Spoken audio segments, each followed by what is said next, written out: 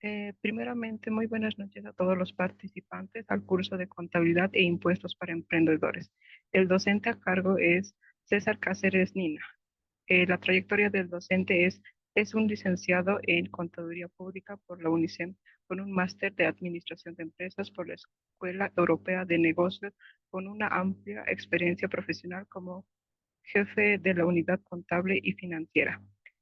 También es instructor y oponente de cursos sobre planillas salariales, contabilidad e impuestos en instituciones como la Fundación IDEA y el Centro de Capacitaciones. Sin más, le doy la palabra a nuestro querido docente. Gracias.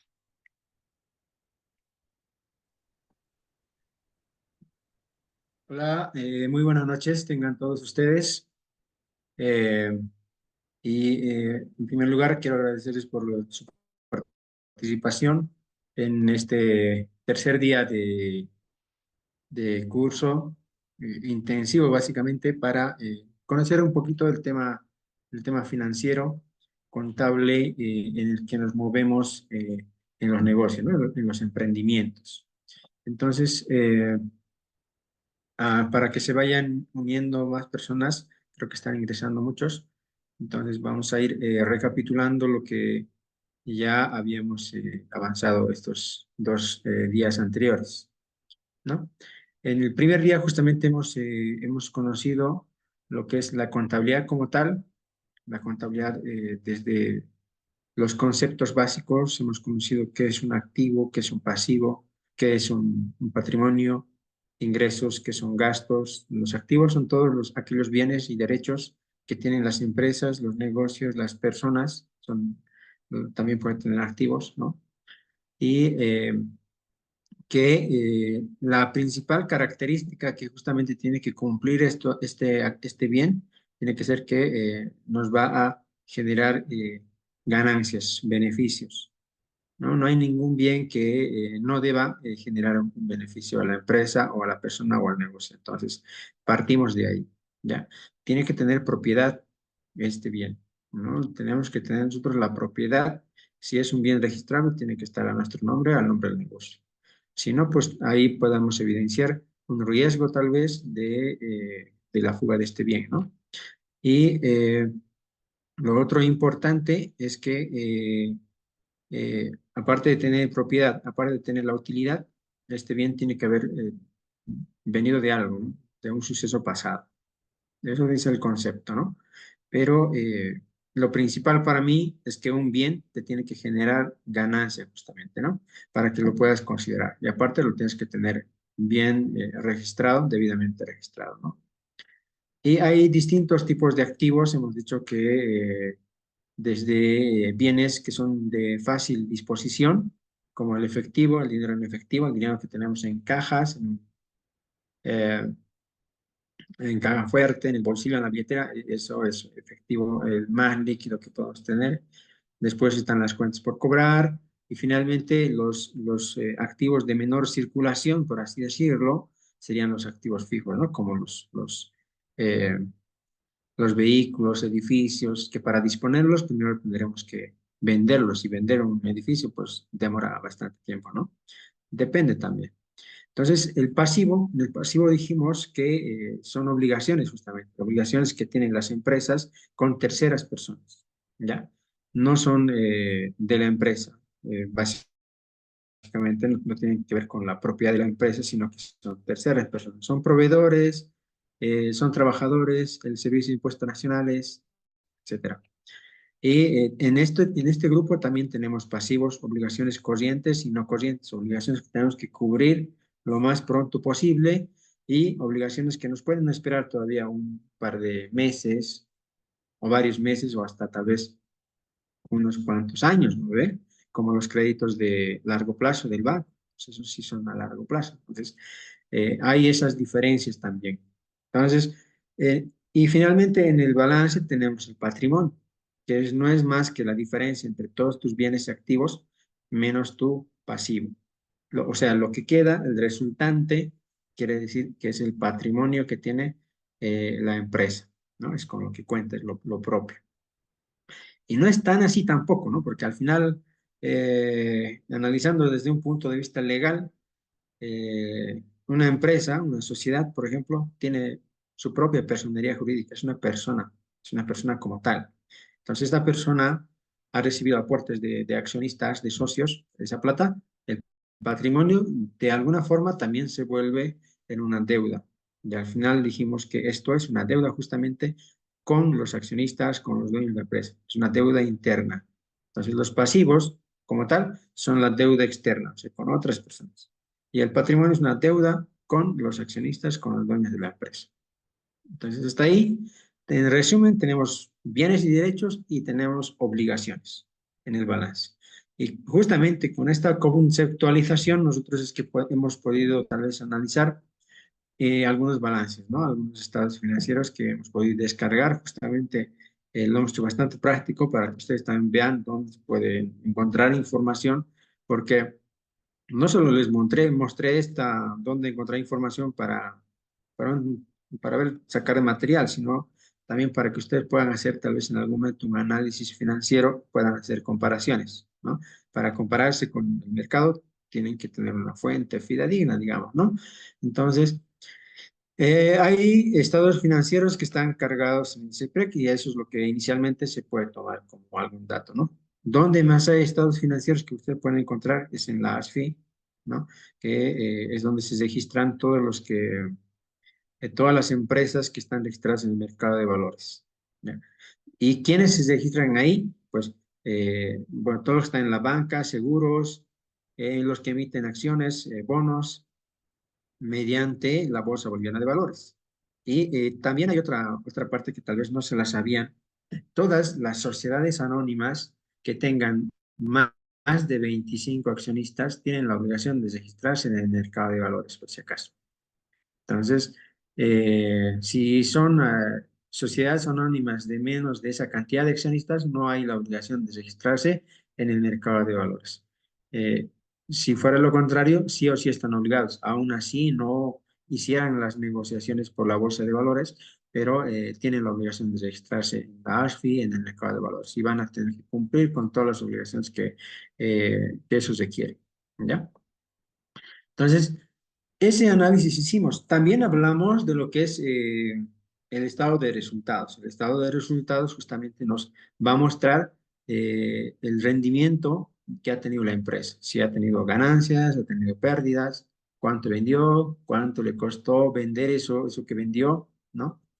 Y hemos visto también cuál era la diferencia entre estos dos estados financieros.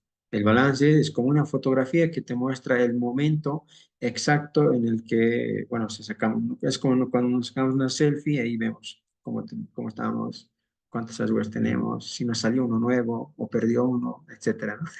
Más o menos así, pero de la parte financiera. Nos va a mostrar cuánto dinero tenemos, cuánta deuda, etcétera, ¿no? Y nos va a permitir analizar y tomar acciones, tomar medidas para el futuro, ¿no? Para mejorar, ¿no? Obviamente, ¿no? Y en la parte del estado de resultados es más como un video. Tú un video agarramos un video y vemos desde que empezó en el minuto cero hasta que termina en el minuto 3 o 10, digamos, ¿no? Pero comprende todo ese espacio. Entonces, el estado de resultados nos va a mostrar información de un espacio, ¿no? De un momento, de un tiempo determinado. Y durante ese tiempo nos va a mostrar ingresos, gastos y al final nos dirá si ha habido ganancias o ha habido pérdidas. Con eso también el análisis de la parte de estado de resultados es más de rendimiento, ¿no? Ahí nos va a mostrar si nuestras ganancias son las adecuadas o no, o qué podemos hacer para mejorarlas, ¿no? Entonces, el estado de resultados nos muestra esta información para que justamente podamos ver si estamos rindiendo bien. Y ahí también es importante compararse, ¿no? Si mi comparante, o perdón, mi comparación, la empresa que me sigue, tiene el mismo margen que yo, estoy mejor, estoy peor, ¿dónde tengo que mejorar, ¿no? Entonces, esa es la idea de esta clase que espero me haya dejado de entender porque como les digo, unas horas es un poquito complicado tratar de resumir todo el conocimiento que a veces uno adquiere en años de aprendizaje, ¿no? Entonces, he tratado de sintetizar un poco toda esta parte y el día de hoy quiero finalizar con un temita un poquito más complicado, ¿no? Que son las obligaciones justamente que tienen las empresas y los emprendedores. Necesitamos saber qué obligaciones tenemos frente al Estado, básicamente, ¿no? Y vamos a empezar hablando de lo que es el Servicio de Impuestos Nacionales, que es una de las entes o instituciones que regula la parte fiscal en la empresa, ¿no?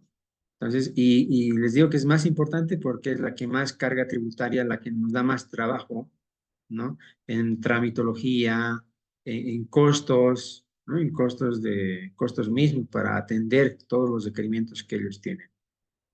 Entonces, sí es un punto a tomar muy en cuenta y también otro punto a tomar muy en cuenta antes de empezar, digamos, la clase es el avance y la tecnología, ¿no? Si bien el Servicio de Impuesto Nacional todavía sigue un poquito atrasado, va actualizando su sistema, recientemente está implementando eh, eh, una nueva plataforma de acceso a la oficina virtual, con el fin de que este sea más seguro, etcétera, ¿no? Y que no nadie puede estar entrando, ¿no? Así por así a la oficina virtual de cualquier persona.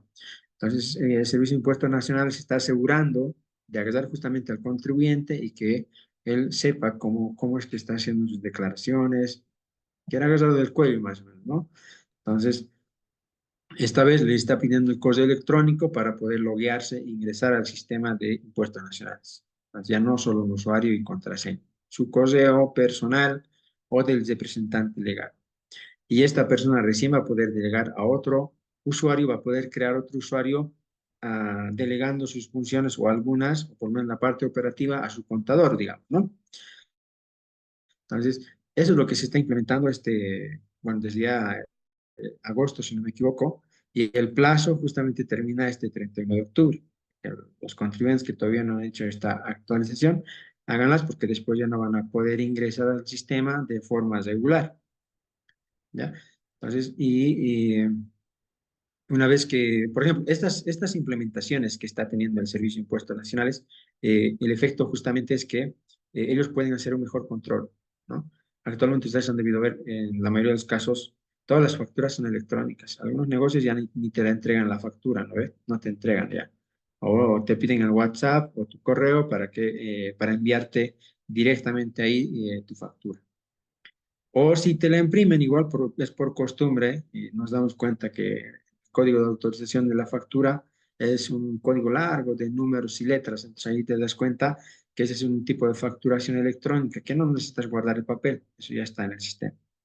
Entonces, ¿qué ha logrado esto con esto de impuestos nacionales? Es hacer un mejor control de la facturación que está haciendo el vendedor y la que está reportando el comprador. Ya impuestos en el momento que facturó ya sabe quién le vendió, qué cosa le vendió, porque también al momento de implementar el sistema de facturación nos piden un catálogo de productos, ¿verdad?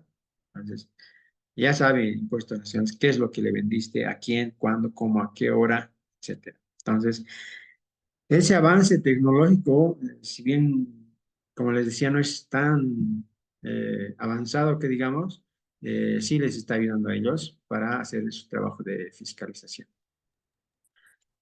Bueno, entonces, más o menos ese es el resumen de las dos clases que hemos ido llevando adelante. Pues bueno, el día de hoy vamos a empezar con lo que es... hola, hola,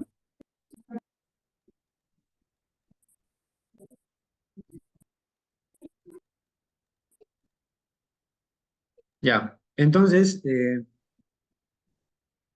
bueno, vamos a presentar. Aquí justamente tenemos una carita triste y vamos a averiguar por qué está triste este emoticón. Triste y a la vez se cuestiona, ¿no? Si será que ha tomado una buena decisión para emprender o no. Entonces, vamos a tratar de resolver esta duda. Entonces, como emprendedores y empresarios, incluso trabajadores, los que están en el sector privado o público, manejan la parte impositiva y necesitamos conocer, digamos, ¿no? Necesitamos conocer cómo funciona la parte de las obligaciones con el fisco.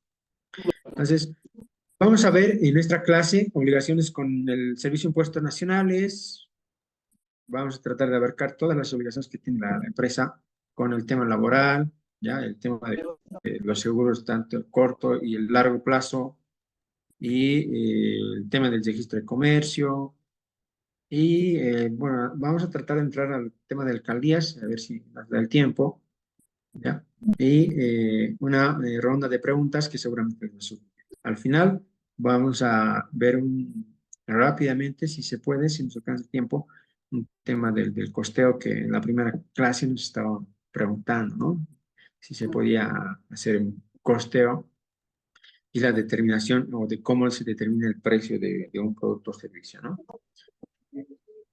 Bueno, como introducción, ya les he dado bastante introducción, creo. Es un poquito complicado cumplir las obligaciones del Servicio de Impuestos Nacionales, sobre todo, eh, bueno, este último han implementado un nuevo procedimiento, digamos. Ya creo que está sobre su segundo o tercer año, que es que cualquier modificación que hagas en tu NIT, ellos tienen que pasar a verificar. O sea, van a venir ellos a tu domicilio fiscal, a tu negocio, y van a verificar si realmente existes, ¿no? Y han contratado mucha gente seguramente y eso cuesta dinero.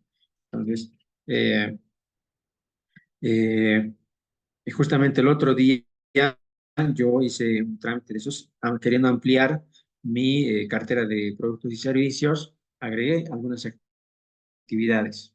El trámite duró como 5 días hábiles, sin contar fin de semana, obviamente. Y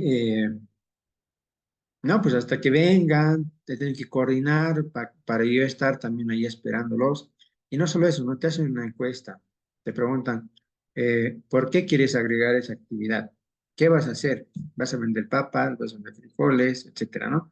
Toda una encuesta tienes que llenar y preguntar, perdón, responder todas las preguntas que ellos tienen. Me parece un poquito alocado, pero así están yendo a nivel de detalle y creo que tienen la suficiente economía también para poder hacer su trabajo. No, imagínense todos los días cuántos MIT se aperturan, cuántos trámites de modificaciones hay y cuánta gente se necesitará para hacer todo eso. Bueno, llama mucho la atención.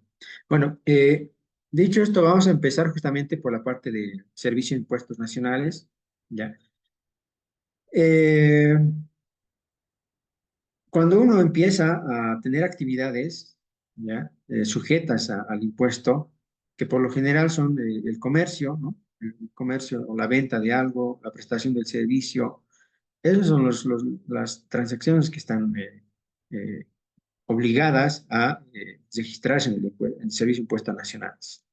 Entonces, lo primero que uno debe hacer cuando va a abrir su negocio es ir a impuestos y solicitar su registro en complicado no es, de hecho es bastante fácil. Lo único que ahora tienes que esperar un poquito más para que vengan a ver tu negocio, no van a venir a ver dónde estás. Te van a sacar fotos, y saber si eres tú siempre, ¿no? Y eso es lo único que demoraría en este caso dentro del procedimiento que tiene actualmente. Y, pero también se puede hacer el trámite virtual, pero no es tan virtual, ¿no? O sea, sí haces el cargado de documentos, el NIT, el CROP, se va a hacer algunas cosas. Una vez que se genere y envíes el trámite, igual tiene que hacerse la verificación, tienes que ir a firmar los documentos. O sea, no sé por qué lo dicen que es virtual, pero el anterior estaba intentando yo justamente hacer este trámite virtual y tampoco funcionaba el sistema, así que no sé si funcionará actualmente. ¿Ya? Entonces, una vez que ustedes se registran en el Servicio de Impuestos Nacionales, lo primero que tienen que velar, es el tema de la facturación, ¿no? ¿Cómo van a facturar? ¿Cómo van a, eh, si va a ser manual? ¿En qué les asignará? Porque en este caso el Servicio de Impuestos Nacionales es quien te asigna la facturación que debes usar, ¿no?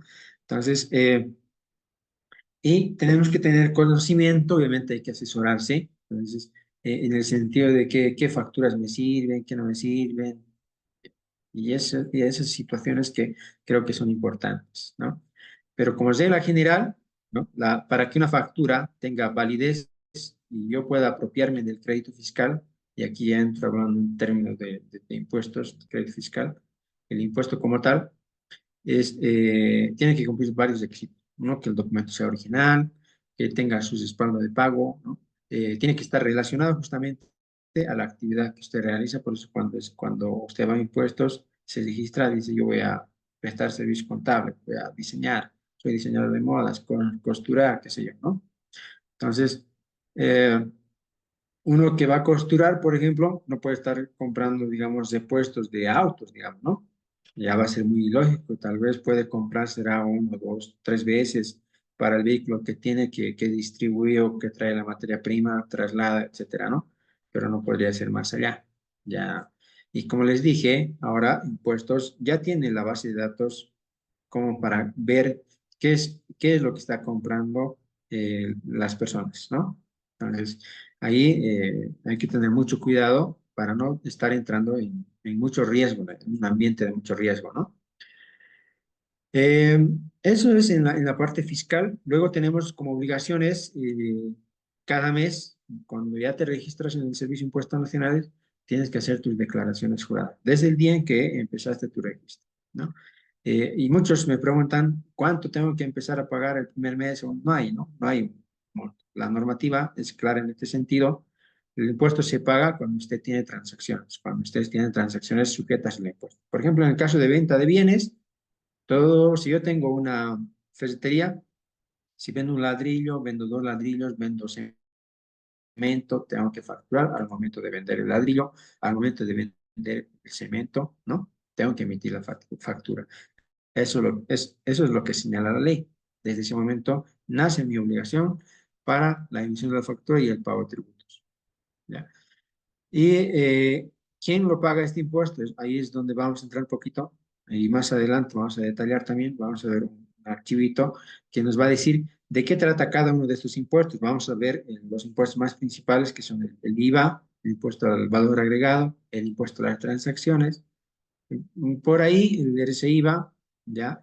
Y el IUE, que es uno de los impuestos más importantes y más fuertes también de pagar, ¿no? Si uno tiene utilidades, porque es el 25%. También vamos a hablar un poquito de retenciones, ¿ya? Que aquí justamente es importante, creo yo. Hay empresas, por ejemplo, de servicios, ¿ya? De servicios por lo general que en su día a día, en la prestación de sus servicios, utilizan personal, ¿no? Y cuando prestas un servicio, por lo general no tienes costos, no tienes facturas de compra, no tienes cómo disminuir, digamos, el pago del IVA. Todo lo que facturas básicamente se paga el 13% de impuesto del IVA, ¿no? Básicamente es casi así porque lo único que vas a tener en temas de servicios son servicios básicos, ¿no? Y bus, agua, internet, no sé, una computadora que se haya malogrado la reparación, digamos, ¿no? Y algunas cositas, digamos, ¿no? No va a haber mucho, pero ¿dónde va a estar tu gasto fuerte? Es en el tema de personal, ¿eh? Entonces, ahí nosotros podemos utilizar, por ejemplo, las retenciones. Ya como estas personas no te van a facturar, entonces le hacemos retención de impuestos. Y ahí tenemos que hacer una balanza, ¿no? Tenemos que hacer una balanza de qué nos conviene, ¿ya?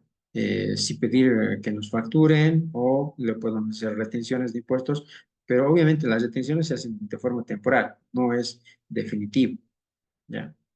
Es cuando está empezando, digamos, ¿no? Pero tampoco la normativa te dice qué tiempo es temporal, 2 meses, 3 meses, no te dice, no hay.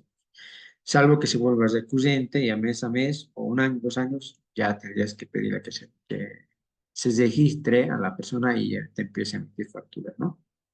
Otra de las obligaciones importantes en el ámbito del cumplimiento de reportar información al fisco es el tema de bancarización, que quiere decir que todas las transacciones que nosotros tengamos, tanto de compra de bienes o servicios o venta de bienes o servicios, que superen en su importe, que sean iguales a 50,000 o más, yo tengo que reportar a impuestos. ¿ya? Tengo que reportar. Y reportarlo no solo la factura, tengo que reportar también la información completa de qué factura es, el que supera los 50.000 o es igual a 50.000 y con qué documento de pago he pagado o estoy cobrando.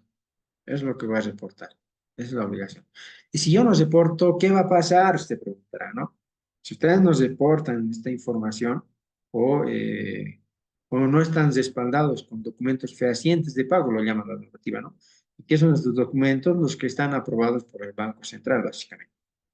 El cheque efectivo, efectivo no, por si acaso, ¿no? Es lo menos recomendable. El cheque, transferencias electrónicas, etcétera, ¿no? Cartas de crédito, cartas de débito. Entonces, con esos documentos que están autorizados por la ASFI, y en este caso por la ASFI, ¿no? Entonces, podemos hacer los pagos. Si no los hacemos los pagos por esta vía, cuando son importes fuertes, mayores o iguales a 50.000, ¿qué va a pasar? Pasa que el Servicio de Impuestos Nacionales va a decir, esta transacción para mí no existe. Por lo tanto, vas a pagarme el 13% de los 50.000, así, sin compensar con nada, aparte, me pagas, y no va a ser deducible para el IUE, o sea, para el impuesto anual. En el impuesto anual, más adelante vamos a ver cómo es que se liquidan los impuestos, pero hay la forma de reducir. El IUE se calcula por la utilidad que uno obtenga en su empresa, en su negocio. Los ingresos menos gastos es la utilidad y sobre ese monto es que yo pago el 25%. Pero en este caso, si yo no he deportado los 50.000, esos 50.000 no me van a servir como gasto para reducir, sino que lo voy a tener que sacar. O sea que voy a tener que pagar sobre los 50.000 el 25% más al fisco. Entonces, cuando tengan transacciones arriba de 50.000 o iguales, traten siempre de hacer las transacciones vía banco, ¿ya? Y de las cuentas de la empresa, no por terceras personas. Las terceras personas no cuentan en este caso, ni aunque tengan poder, ni nada por el estilo. Porque, ¿para qué vas a estar perdiendo el tiempo tratando de explicar al fisco, no? Te vas a tener que ir a un proceso administrativo, tiempo, abogado, etcétera, ¿no? Entonces, es mejor, creo yo, hacer las cosas bien desde un principio, ¿no? Entonces, vamos a ver un cuadrito que justamente estaba viendo, que es este. Eh, Vamos a tratar de ampliar. Ya. Entonces, este es un cuadrito general que el Servicio de Impuestos Nacionales va actualizando cada cierto tiempo, ¿ya? Lick, ¿en qué casos se puede reducir impuestos, especialmente en minería? Eh, bueno, según la ley, yo no puedo dar, no puedo, ¿cómo se dice? Yo no puedo estar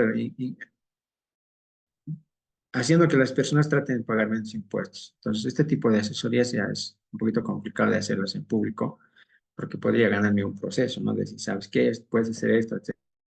Entonces, no lo voy a poder hacer. Voy a señalar todo lo que es dentro del marco de la ley, ¿no? Entonces, en la minería seguramente eh, hay varios impuestos y tendríamos que analizar cada caso, ¿no? O qué caso es el que quieres reducir, digamos, ¿no? Obviamente hay algo que se llama la planificación tributaria. Entonces, sí, muchos se juegan en el tema de la planificación tributaria con el IUE. Es cuando puedes compensar, cómo lo vas a compensar, tiene que ver mucho para tener un trabajo eficiente, tienes que presupuestar, conocer cómo están tus finanzas, cómo van a estar al año siguiente, y eso te va a ayudar a tener una planificación más adecuada, ¿ya? Generalmente las empresas grandes utilizan una planificación tributaria para poder afrontar sus impuestos, ¿no? Ya, entonces vamos a empezar. Acá estamos para ver un tema a lo general, ¿no? No vamos a entrar mucho en lo específico porque nos vamos a confundir. Recuerden, estamos en una clase para emprendedores que no se supone que saben mucho de impuestos, ¿no? ¿Verdad? Entonces, vamos a ir a tratar de ir a lo general y desembocar en algo básico en el que vamos a decir, ¿sabes qué? Yo para empezar mi negocio, creo que al final, sumando todos los impuestos, a ver cuánto nos sale el tema de impositivo, ¿no? Que tenemos que correr al final. Y es lo que tenemos que tener en cuenta para poder emprender, ¿ya? Entonces, el impuesto al valor agregado, ¿ya? Justamente como lo dice su nombre, es un impuesto sobre, digamos, las cosas, ¿no? Sobre bienes que utilizamos, por ejemplo, un celular puede ser, celular, este es un bien. Entonces, ¿qué dice? Impuesto al valor agregado. A lo que le agregan a esta cosita, ya es lo que uno paga. ¿Y qué quiere decir? Esto es un impuesto de tipo, por ejemplo, de tipo al consumidor, un impuesto al consumidor. Al final, quien paga el impuesto de este celular es la persona que lo consume. O sea, yo cuando compré el celular, y si pedí con factura, que es como regularmente debería ser, pues al momento de yo pagar, le estoy pagando el precio, el costo del producto, la ganancia del negocio y le estoy pagando también el impuesto. Entonces ahí surge el derecho de yo poderme compensar. Cuando entonces yo estoy agarrando y digo, ¿sabes qué? Yo aquí dice que he comprado un celular marca Infinix por 2.000 bolivianos y este vale 13%, esta facturita vale 13% para mí, yo tengo derecho a poderlo compensar, ¿ya? Entonces, ¿qué graba, por ejemplo? ¿Qué transacciones? Es a lo que vamos a ingresar, a ver un poquito. Ventas habituales de bienes muebles, ¿ya? Y no entran los inmuebles acá, ¿ya? No entran, o sea, si vendo yo un edificio, no está dentro del, no está alcanzado por este impuesto, ¿ya? Todos los bienes, muebles y enseres, vehículos, celulares, lápices, bolígrafos, todos los que se pueden mover. Servicios de alquiler de bienes muebles y o inmuebles. Aquí entra un poquito los inmuebles, pero por el tema del alquiler. Y los inmuebles e inmuebles, ¿no? Todos los alquileres entran. Servicios en general, todo tipo de servicios y contratos de construcciones de obras. Y aquí entra el edificio justamente.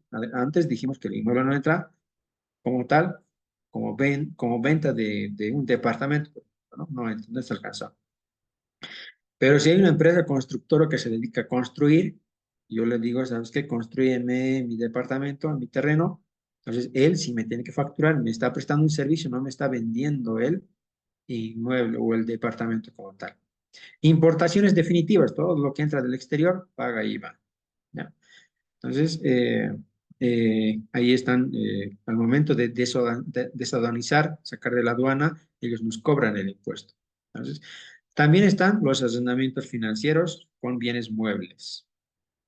Esto básicamente es como un alquiler, ¿no? El arrendamiento financiero es un alquiler, solamente que el banco es el que te financia es el bien que quieres arrendar, ¿no? Y hay algunas características. Por ejemplo, están alcanzadas también la venta de libros de producción nacional, importados, publicaciones, pero ¿cuál es la diferencia en este caso?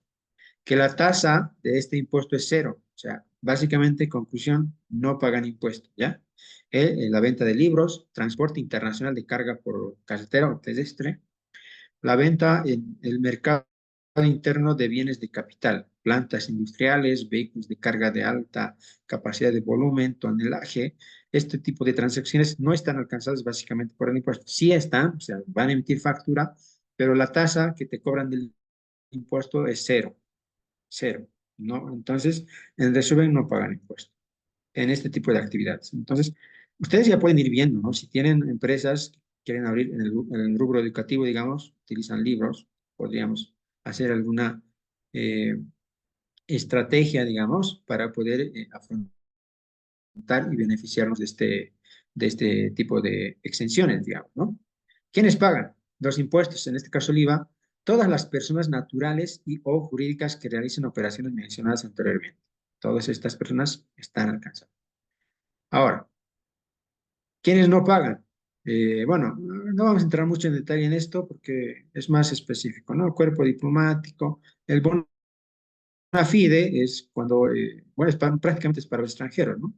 O cuando viajas al exterior, hasta $1.000 tienes para poder gastar y no pagas. La base imponible, que es lo que nos interesa. El IVA nos cuesta a nosotros el 13%, ¿ya? Sobre el precio neto. Si el celular te lo han vendido 1.000 bolivianos, el 13% es lo que tú pagaste de impuestos, ¿ya? O sea, 130 bolivianos. Entonces, el impuesto al valor agregado es un 13%. Y en el caso de los libros que decíamos, es cero, ¿no? Acá está el cero justamente. Y dentro de las obligaciones que tenemos mensualmente es declarar dos tipos de formularios. el formulario 200, que es el más conocido, que es para el mercado interno, y el 210, que lo utilizan los exportadores. ¿Justamente para qué? Para solicitar la devolución impositiva. ¿Qué pasa aquí? Lo que pasa es que los exportadores compran cosas dentro de Bolivia, y acabamos de decir que todo lo que compramos contiene impuestos, ¿no? Y como ellos exportan, ¿no ve?, al exterior, ellos no pueden recuperar ese impuesto que han pagado, porque al exportar no pagas impuestos. Eso es, los impuestos solamente se graban dentro del país. Yo no le puedo grabar un impuesto a Argentina, a Chile, son distintos países, no se puede hacer eso. Entonces, cuando exportas no hay el factor del impuesto. Entonces, lo que ellos compran en el mercado nacional con factura es lo que tratan de recuperar, y por eso es que tienen otro formulario. ¿Cuándo se declara y paga? Mensualmente. El IVA es mensual al vencimiento del NIT, ¿ya?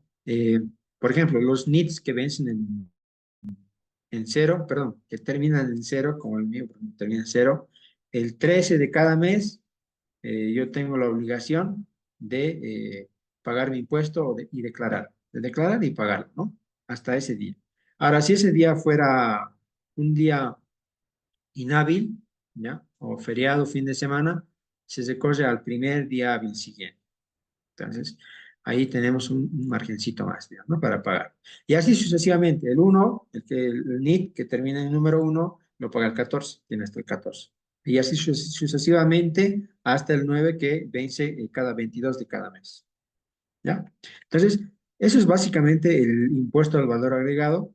El dato más importante que vamos a sacar aquí es cuánto nos cuesta. Es el 13%, ¿no? ¿Y qué obligaciones más tenemos en el tema del IVA?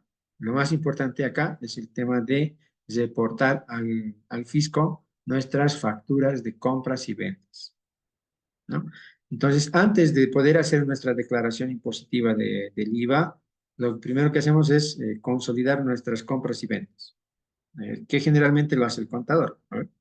Le damos al contador nuestras facturas del mes, él lo carga al sistema, lo consolida, lo envía a impuestos, y con esa información de ventas y compras es que se calcula el impuesto. Y vamos ahí, vamos a ver cómo es que podemos calcular, por ejemplo, acá. Eh, Vamos a ver que esta es una empresa de servicios. Vamos a ver cómo es que se determina el impuesto. ¿Ya? De forma muy básica. Tenemos, por ejemplo, ventas, ¿ya? En el mes, supongamos que hemos vendido 145,000, ¿ya? Como un monto. Ya, este es algo muy, muy sencillito, muy básico, no lo vamos a hacer muy complicado, ¿ya? Y por otro lado tenemos compras en el mes. Compras facturadas, por supuesto, a nombre y NIT de la empresa. Supongamos que aquí tenemos unos 50,000, ¿no? Entonces, por un lado hemos dicho que el impuesto grava todas las ventas, ¿verdad? Acá está. Entonces, aquí le vamos a poner IVA. ¿Y cuánto nos costaba? 13%. Entonces, ¿cuánto yo tengo que pagar cada mes? O perdón, en este mes, yo tendría que pagar 18,850 bolivianos, ¿ya? En este mes, que estoy analizando. Pero entonces, ¿qué tengo de facilidad, digamos, ¿no? Porque hace rato hablamos de que el IVA es un impuesto al consumo. Entonces, cuando yo compro, se supone que estos 50,000 tienen un IVA. Y la norma justamente ha reglamentado y ha dicho, ¿sabes qué? Ese IVA lo puedes compensar con el IVA de ventas. Entonces se ha creado dos términos, ¿no? El IVA débito fiscal,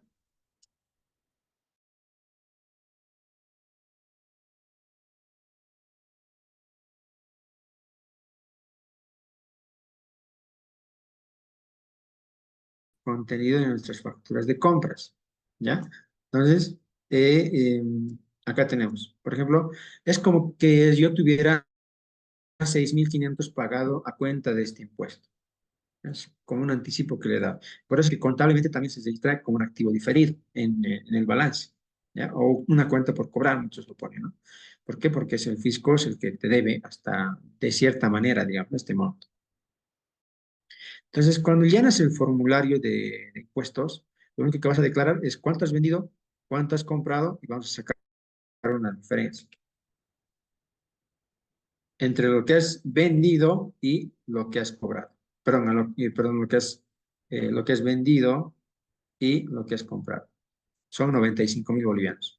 Y recién sobre esta diferencia es que se calcula el 13% del impuesto. Entonces ya no voy a pagar los 18.000, voy a pagar los 12.350. Esa es la forma de cálculo, es bastante sencillo. Ustedes agarran esto a grosso modo, ¿no? O sea, obviamente tiene su técnica porque ustedes sabrán las facturas, por ejemplo, de venta de combustibles, diésel, gasolina premium, solamente vale para crédito fiscal el 70%. Hay facturas que tienen descuentos, etcétera, ¿no? Entonces, para el contador que se va a encargar de esto, él necesita saber más detalles, pero nosotros como emprendedores necesitamos saber cómo es que se determina el impuesto. Es que es básicamente ventas, y aquí vamos a sumar, ¿no? Ventas, que es lo que estaría sumando, y vamos a restarle a las ventas todas las compras que hemos tenido en el mes, compras facturadas. Y sobre esa diferencia aplicamos el 13%, que es el impuesto, y eso es básicamente lo que tenemos que pagar el impuesto en el mes. No es muy complicado. No sé si alguien tiene alguna duda al respecto para poder aclararlo, que creo que es lo más sencillo. Esta es la forma básica de calcular el impuesto. ¿Ya? Que cuando ya tiene, digamos, otros componentes, como la tasa cero que hablamos de las ventas de libros, ya es otra cosa, ¿no? Porque para empezar, ya no va a ser 18.000. Hemos dicho que la tasa va a ser cero. A ver, entonces esto yo tendría que multiplicarlo por cero. El impuesto va a ser cero. ¿Y vos crees que el impuesto nos va a dejar que tú te acumules tu crédito fiscal? Pues no, en este caso no puedes. Entonces, ellos se lo quedan, ¿no? Básicamente se lo quedan y tú esto tienes que cargar al gasto. O sea, si no tienes impuesto para pagar, tampoco puedes beneficiar. Entonces, va a ser cero en ambos casos y no vas a pagar prácticamente nada en venta del libro, por si acaso. Entonces, ya ustedes verán qué pueden hacer con esto. Yo ya tengo algunas ideas que las hemos ido trabajando con otras empresas, pero bueno, como les digo, son servicios que se proyectan aparte, ¿no? Porque pueden ser mal interpretados también. Entonces, básicamente es eso en el IVA. No sé si alguien tiene alguna duda. Podemos pasar al impuesto a las transacciones, que es otro de los impuestos importantes y es el otro impuesto recurrente. Estos dos van de la manito y van todos los meses, hasta que la inactivación del NIC los separe. ¿Ya? Bueno, creo que no hay preguntas ni en el chat. Entonces vamos a continuar con el impuesto a las transacciones. El impuesto de las transacciones es un poquito más directo, ¿no? Un impuesto directo, o sea, no hay compensación, no hay nada aquí, directos. Entonces, esto que grava impuestos brutos devengados obtenidos por el ejercicio de la actividad grabada, lucrativa o no. Ya, esto es más amplio, como dije, ¿no? No necesita ser una actividad lucrativa o no. Comercio, industria, el ejercicio de la profesión, oficios, alquiler de bienes, contratación de obras, prestación de servicios como tal, transferencias a título gratuito de bienes. ¿Ya? O sea, si yo transfiero algo gratis de bienes muebles, inmuebles y derechos, está alcanzado también por este impuesto, ¿no? Ahora, ¿quiénes pagan? Todas las personas naturales o jurídicas, empresas públicas y privadas, sociedades con o sin personalidad jurídica, incluidas las empresas unipersonales que realicen las actividades anteriormente, agentes de retención, etc. Es bastante amplio, ¿ya? ¿Y qué más tenemos por acá? ¿Quiénes no pagan? El trabajo. El trabajo, por si acaso, a nivel de dependencia, que son los empleados de las empresas, no pagan este impuesto. Los funcionarios públicos, las exportaciones, por supuesto, tampoco pagan, no pagan el IVA ni el IT. Los servicios prestados por el Estado plurinacional, todos estos servicios que nos prestan, por ejemplo, el tema de la basura, alumbrado público, nos prestan un servicio a nosotros, ¿verdad? Entonces, eso no está alcanzado por el impuesto. Establecimientos educativos privados de enseñanza con plan oficial. Entonces, aquí si se fijan, ¿no? Estamos hablando de entidades educativas. Si, digamos, vendieran libros también, o sea, no pagan el IVA por una parte, ¿no? Y tampoco pagan el IT, el impuesto a las transacciones, todo lo que está en el sector, ¿no? Educativo. Y acá está lo interesante y lo que un poquito engrana con la parte del IVA: venta de libros, publicaciones informativas, periódicos y revistas. O sea que este tipo de actividad no paga el IVA ni el IT, o sea, cero impuestos todos los meses. Pero ¿cuál es el objetivo? La ley justamente se ha creado para incentivar la lectura. No sé si eso se ha cumplido, ¿no? Justamente era porque, para que bajen los precios de los libros, ¿no? Los libros no han bajado, se ha mantenido. Compra de títulos, valores, por ejemplo, no está alcanzado. Compra de minerales o venta de minerales, petróleo, gas, etcétera. Transferencia de carteras, aparte de la banca. Y estas otras actividades de turismo para fomentar justamente el turismo, ¿no? ¿Qué porcentaje es el impuesto? Es el 3%, ¿ya? Entonces, hasta aquí ya tenemos un 13% del IVA y un 3% del impuesto a las transacciones. Básicamente tenemos 16% para considerar en la apertura de nuestro negocio, en hacer nuestro análisis de mercado, en análisis de precios, etcétera, ¿no? Básicamente.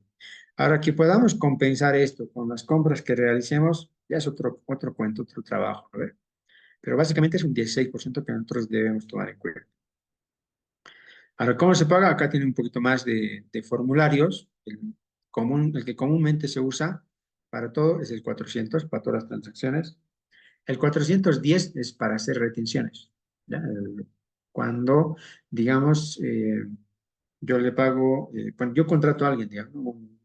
Un plomero para que me haga el servicio de plomería en la empresa, y yo le pido la factura, pero él no tiene. Es una persona natural que de vez en cuando trabaja en esa actividad y me dice, hazme la retención de impuestos. Entonces, en vez de yo pagarle el honorario completo, le hago la retención del impuesto. O sea, en vez de pagarle, digamos que hemos acordado 10.000 bolivianos, le pago menos el 3%.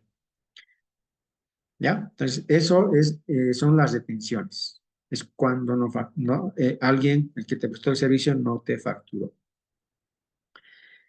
Agencias de viaje utilizan el formulario 440 y el 430 es para varias cosas. No sé si alguna vez los han visto, pero es para transferencias, por ejemplo, de vehículos, ¿ya? Cuando son de empresas privadas, públicas, utilizan este formulario para pagar el impuesto municipal a las transferencias. Bueno, no es municipal, ¿no? El impuesto a las transferencias.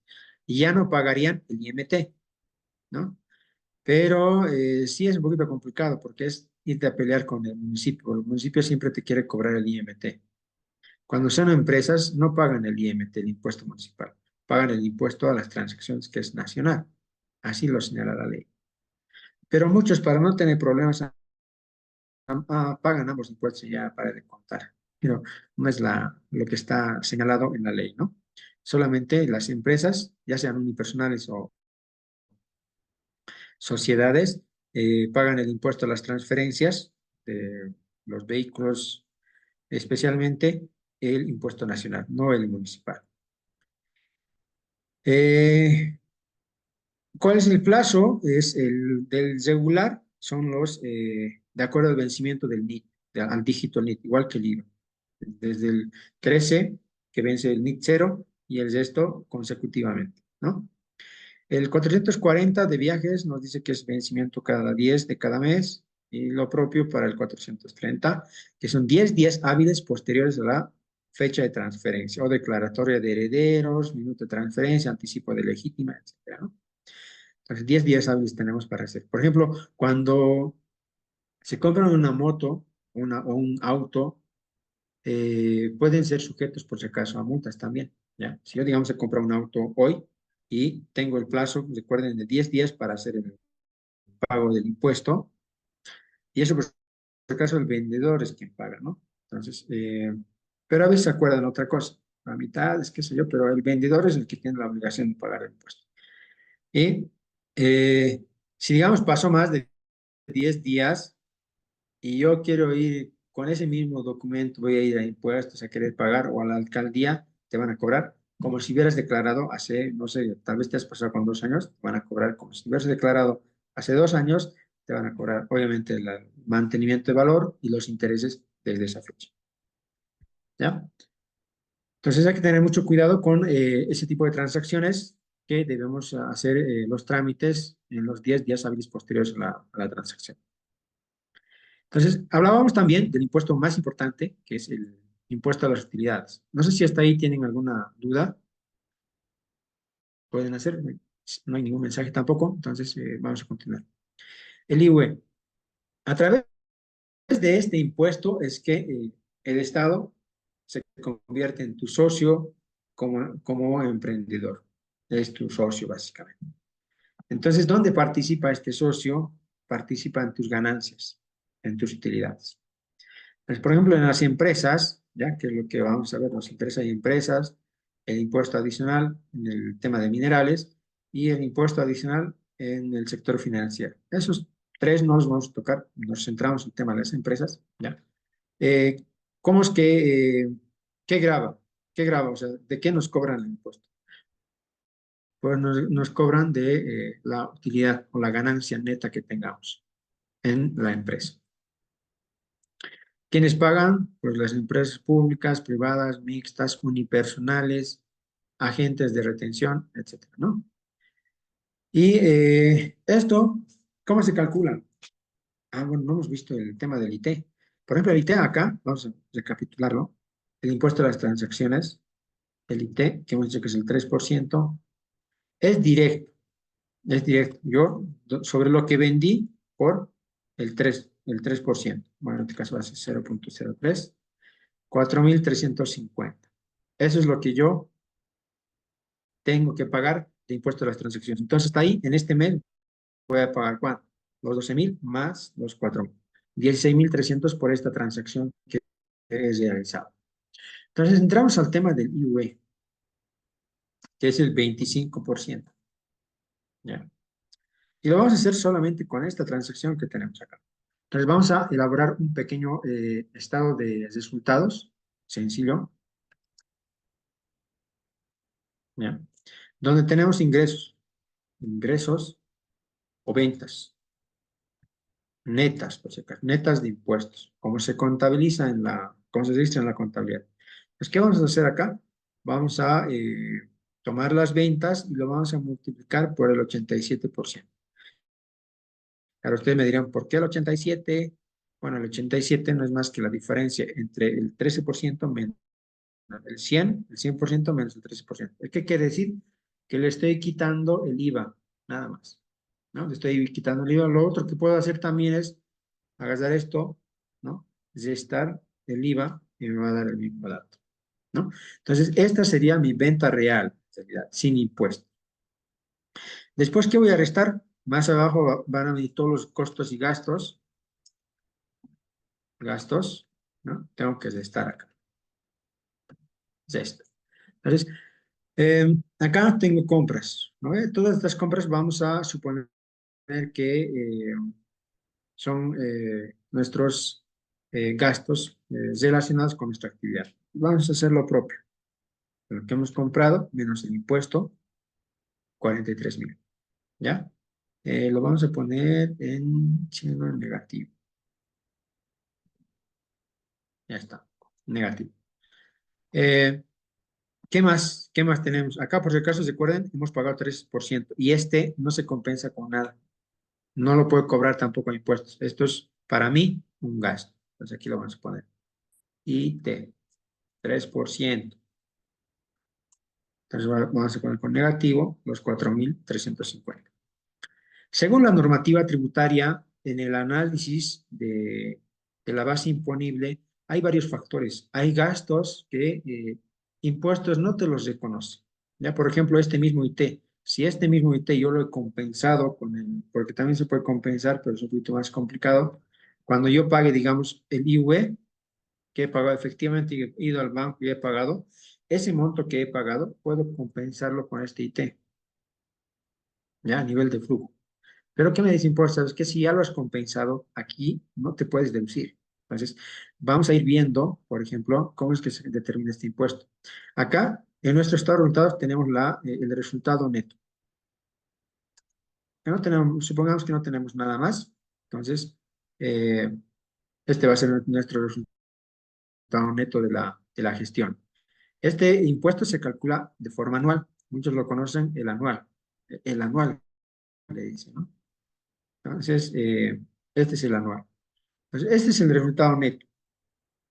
Para yo determinar mi base imponible, ya, aquí abajo vamos con base imponible, o el monto sobre el que yo voy a calcular el impuesto, suceden algunas cosas, ¿ya? El más importante es gastos no deducibles. Yo tengo que sumar, ¿no?, gastos no deducibles, ¿ya? Hay una amplia gama de gastos que no puedes deducir. Por ejemplo, todo lo relacionado todos los gastos que no estén relacionados a tu actividad, ¿ya? No los puedes deducir como gasto acá. Si dentro de este gasto tenías, eh, que te has ido a un concierto, digamos, ¿ya? Y lo has registrado, lo has facturado, bueno, se supone que no has tenido que compensar porque tiene que estar eh, relacionado a tu actividad. O algún gasto que no esté relacionado a tu actividad. O lo más fácil, que hayas hecho un gasto de mayor a 50.000 y no hayas respaldado con documento fehaciente de pago. Lo tienes que quitar. Entonces vamos a suponer que de acá, un 10% es un gasto no deducible. Entonces, eh, tenemos que sumar. Y también, ¿qué hay? Hay, por ejemplo, nos permite restar ingresos no imponibles. ¿Qué son los ingresos no imponibles? Es lo contrario de los gastos no deducibles, que son ingresos que la empresa hubiera obtenido producto bueno, aquí están generalmente las utilidades que uno haya obtenido en otra empresa, ¿no? Si yo tengo esta mi empresa aquí, la que estamos calculando, supongamos que esta misma empresa tiene inversiones en otra empresa. En esa otra empresa obtuvo utilidad y ha generado ingresos a esta otra mediante dividendos, ¿ya? Porque las empresas se distribuyen dividendos. Entonces, eso se registrado en la contabilidad de esta empresa como un ingreso. Entonces, me permite a mí, ¿cuál es el concepto? Si esa utilidad ha llegado a mi empresa, se supone que en la empresa de origen, donde se originó la ganancia, ya pagó el IVA. O sea, esa empresa tuvo que hacer este mismo cálculo, ha determinado impuesto y ha pagado. ¿Y qué dice la normativa tributaria? Que uno no puede pagar dos veces el mismo impuesto por la misma transacción. Entonces, el impuesto no me puede cobrar dos veces por lo que ya he pagado antes en la otra empresa. Entonces, a mí me permite reducirme justamente el monto. Supongamos que de aquí igual es un 10%, ¿no? Ya, 12.000. Entonces, mi base imponible, y ahí por si acaso puede haber otros menos ajustes. ¿Qué va a entrar acá? Temas de arrendamiento financiero. Tal vez algunos de ustedes, algún banco, generalmente el Banco Visa, o sea, Banco Visa va ofreciendo cursos, trata de convencerte de que compres su producto de arrendamiento financiero y te dice, te vas a poder beneficiar compensando con el IWE, te dice, ¿no? O sea, acá es donde te beneficias, ¿ya? Te beneficias restando todo el monto que has pagado como cuota de tu arrendamiento financiero. Entonces, puedes ir restando acá. Pero no es tan fácil como lo dicen, ¿no? Al final, impuesto, ya les dije, nunca va a perder. Entonces, esa compensación, al final, ese gasto va a ser no deducible, al final igual nomás quedamos a cero. Pero a nivel de flujo sí te ayuda, ¿no? Y cuando digo flujo, es a nivel de cash. O sea, no vas a tener que pagar ahora el impuesto, sino que más va a ser, te va a ayudar en el flujo de caja. O sea, no tienes que pagar el efectivo ahora. Pero contablemente te va a seguir afectando, ¿no? Solo que lo vas a ir difiriendo al año siguiente. Entonces ahí puedes tener un tema de ajuste. Y como les digo, esto es muy técnico y el contador de su empresa, de su negocio o el asesor que ustedes tengan les va a poder ayudar mejor en esto, ¿no? Entonces, luego de hacer estos ajustes, vamos a volver a sumar, ¿ya? Todo esto. Recién tenemos nuestra base imponible. ¿Qué es la base imponible? Es el monto sobre el cual vas a pagar el impuesto. Entonces, de acá, yo voy a sacar el 25% y este monto es el que yo debo pagar al fisco. ¿no? Entonces, básicamente en todas las empresas tenemos esto. Estos tres impuestos son los más importantes. Hay otros sí, ya, como el RCIVA, que son complementarios, las retenciones y, bueno, generalmente las retenciones, ¿no? Y algún otro puesto tal vez por ahí que nos salga de que hayamos recibido algo gratis, por transferencia onerosa, ¿no? Entonces, tal vez puedan pagar algo más, pero básicamente son estos tres impuestos los que se manejan en el día a día, ¿ya? Y sobre esto es lo que tenemos que planificar. Acá en el IWE podemos ver el tema de gastos, el tema de compensaciones, cómo lo podemos hacer, ¿no? Y en qué te va a ayudar esto, esta planificación, es el tema de flujo de caja, más que todo. Porque, como les había dicho, si yo esto, por ejemplo, acá hemos pagado, vamos a pagar 17.000, ¿ya? A partir del mes siguiente, yo estos 17.000 los puedo compensar con este impuesto. ¿Qué quiere decir? Que esto es como si fuera un pago a cuenta del IT, ¿ya? Pero ¿qué va a pasar al año siguiente? Cuando yo haga mi cálculo de nuevo, este IT que he compensado con este, o sea, es que decir que no he pagado en efectivo, no va a ser válido para impuestos. Se lo voy a tener que sumar todito como gasto no deducible. Y eso va a aumentar. Por ejemplo, acá si no tuviéramos este ingreso no imponible, fíjense ustedes, la base imponible aumentó y el impuesto que hubiera sido, si hubiera calculado directamente acá, de 19.000, el impuesto subió a 20.000, ¿no? Entonces, Eh, sí, se quiere nomás hacer un análisis financiero, un análisis tributario para que podamos planificar de mejor manera. ¿Compensamos o no? ¿Qué tanto compensamos? Etcétera. Y hasta dónde podemos compensar también. Porque hay muchas empresas que pagan el IWE justamente y no siempre llegan a compensar todo esto en la siguiente gestión, porque la, el plazo que tienes para poder compensar esto que pagaste es solamente de un año, ¿no? Y tiene obviamente sus detallitos, pero básicamente es un año, desde que lo declaraste y pagaste hasta el siguiente año que vuelvas a declarar y pagar el otro impuesto. Hasta ahí es el plazo que tienes para poderlo compensar con el impuesto a las transacciones. ¿Ya? Entonces, vamos a comentar un poquito más en el caso del IVA, ¿ya? Que son básicamente de las personas naturales, ¿ya? Eh, los trabajadores, los sueldos y salarios, qué es lo que están alcanzados, ¿ya? Eh, esto les comento porque también nos ayuda a respaldar nuestras transacciones, digamos, ¿no? En las empresas. Y este formulario es obligado, ¿ya? Se convierte obligado cuando una empresa, tiene trabajadores de los que hubiera retenido impuestos, digamos, ¿no? Entonces, por eso es un poquito importante que veamos este impuesto.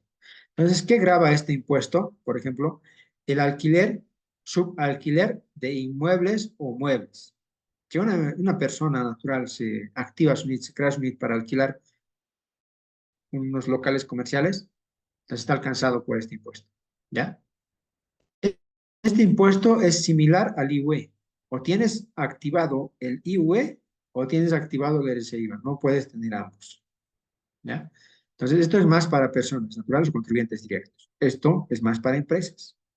Entonces, si usted solamente alquila, solo tiene que pagar este impuesto, el RCIVA. Y olvídese del impuesto a las utilidades, tampoco va a ser estados financieros. Porque como habrán visto acá, hemos hecho estados financieros y esto se encarga ¿quién? El contador. Entonces, es un poquito más de gastos, ¿no? El tema de colocación de capitales, ¿ya? Provenientes de la inversión que no constituyan ingresos sujetos al IVA. Honorarios de directores de sociedades anónimas y síndicos están alcanzados por el RCI.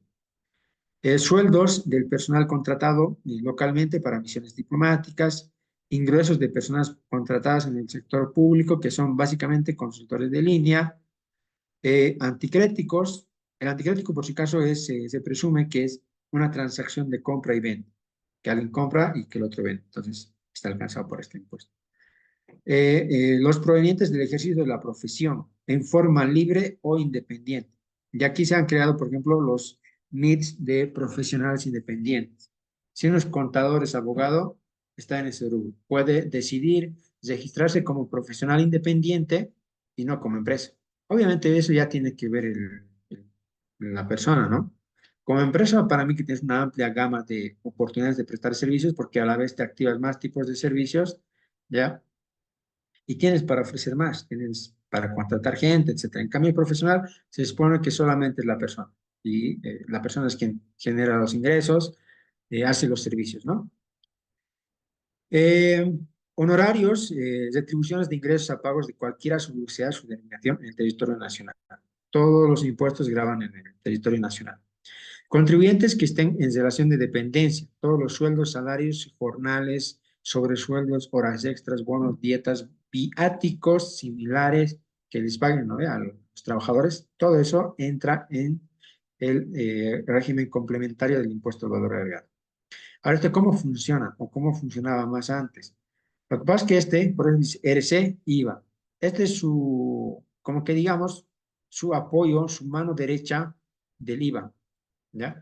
El IVA funciona siempre y cuando facturen. Si alguien, digamos, no factura, no hay impuesto. A ver, si alguien no factura, no hay impuesto. Entonces, para incentivar a que tú factures, le han creado el impuesto a los trabajadores. A ver, ¿y qué les han dicho los trabajadores? Si no quieres pagar impuestos, pedí factura, porque esas facturas te vas a poder compensar y no pagas tú el impuesto. Básicamente es eso, ¿no? Entonces, los trabajadores empiezan a pedir. Pero ¿qué ha pasado en este último tiempo? Como esto tiene que ver mucho con la forma de cálculo. La forma del cálculo del RCIVA, vamos a hacer acá. Vamos a hacer un cálculo bien directo, ¿ya? Y es básicamente el sueldo o total ganado, digamos, ¿no? Ganado, ¿ya? Vamos a suponer que son, en este caso, en este ejemplo, vamos a suponer que son 5.000, ¿ya? Vamos a empezar por este monto. 5.000 bolivianos de sueldo. A esto la normativa me permite descontarme las AFPs, lo que yo pago al fondo de pensiones, que es el 12,71%, ¿no ve? 12,71, ya. Entonces, esa va a ser mi base imponible. Mi sueldo, mi total ganado, menos mi aporte a los AFPs, eso es lo que. Esta es mi base imponible. Sobre esto me van a cobrar impuestos. Ya. Entonces, ¿qué me dice la normativa tributaria? En la parte, vamos a ver, ¿dónde es acá? Acá. Que yo me puedo compensar. Vamos a ver, debe estar por acá. Acá está, ¿no? El impuesto es el 13% también del RCI. Es básicamente su gemelo del IVA, ¿no? Es 13%. Pero ¿qué te dice? Que eh, es sobre la diferencia de los ingresos y las deducciones permitidas.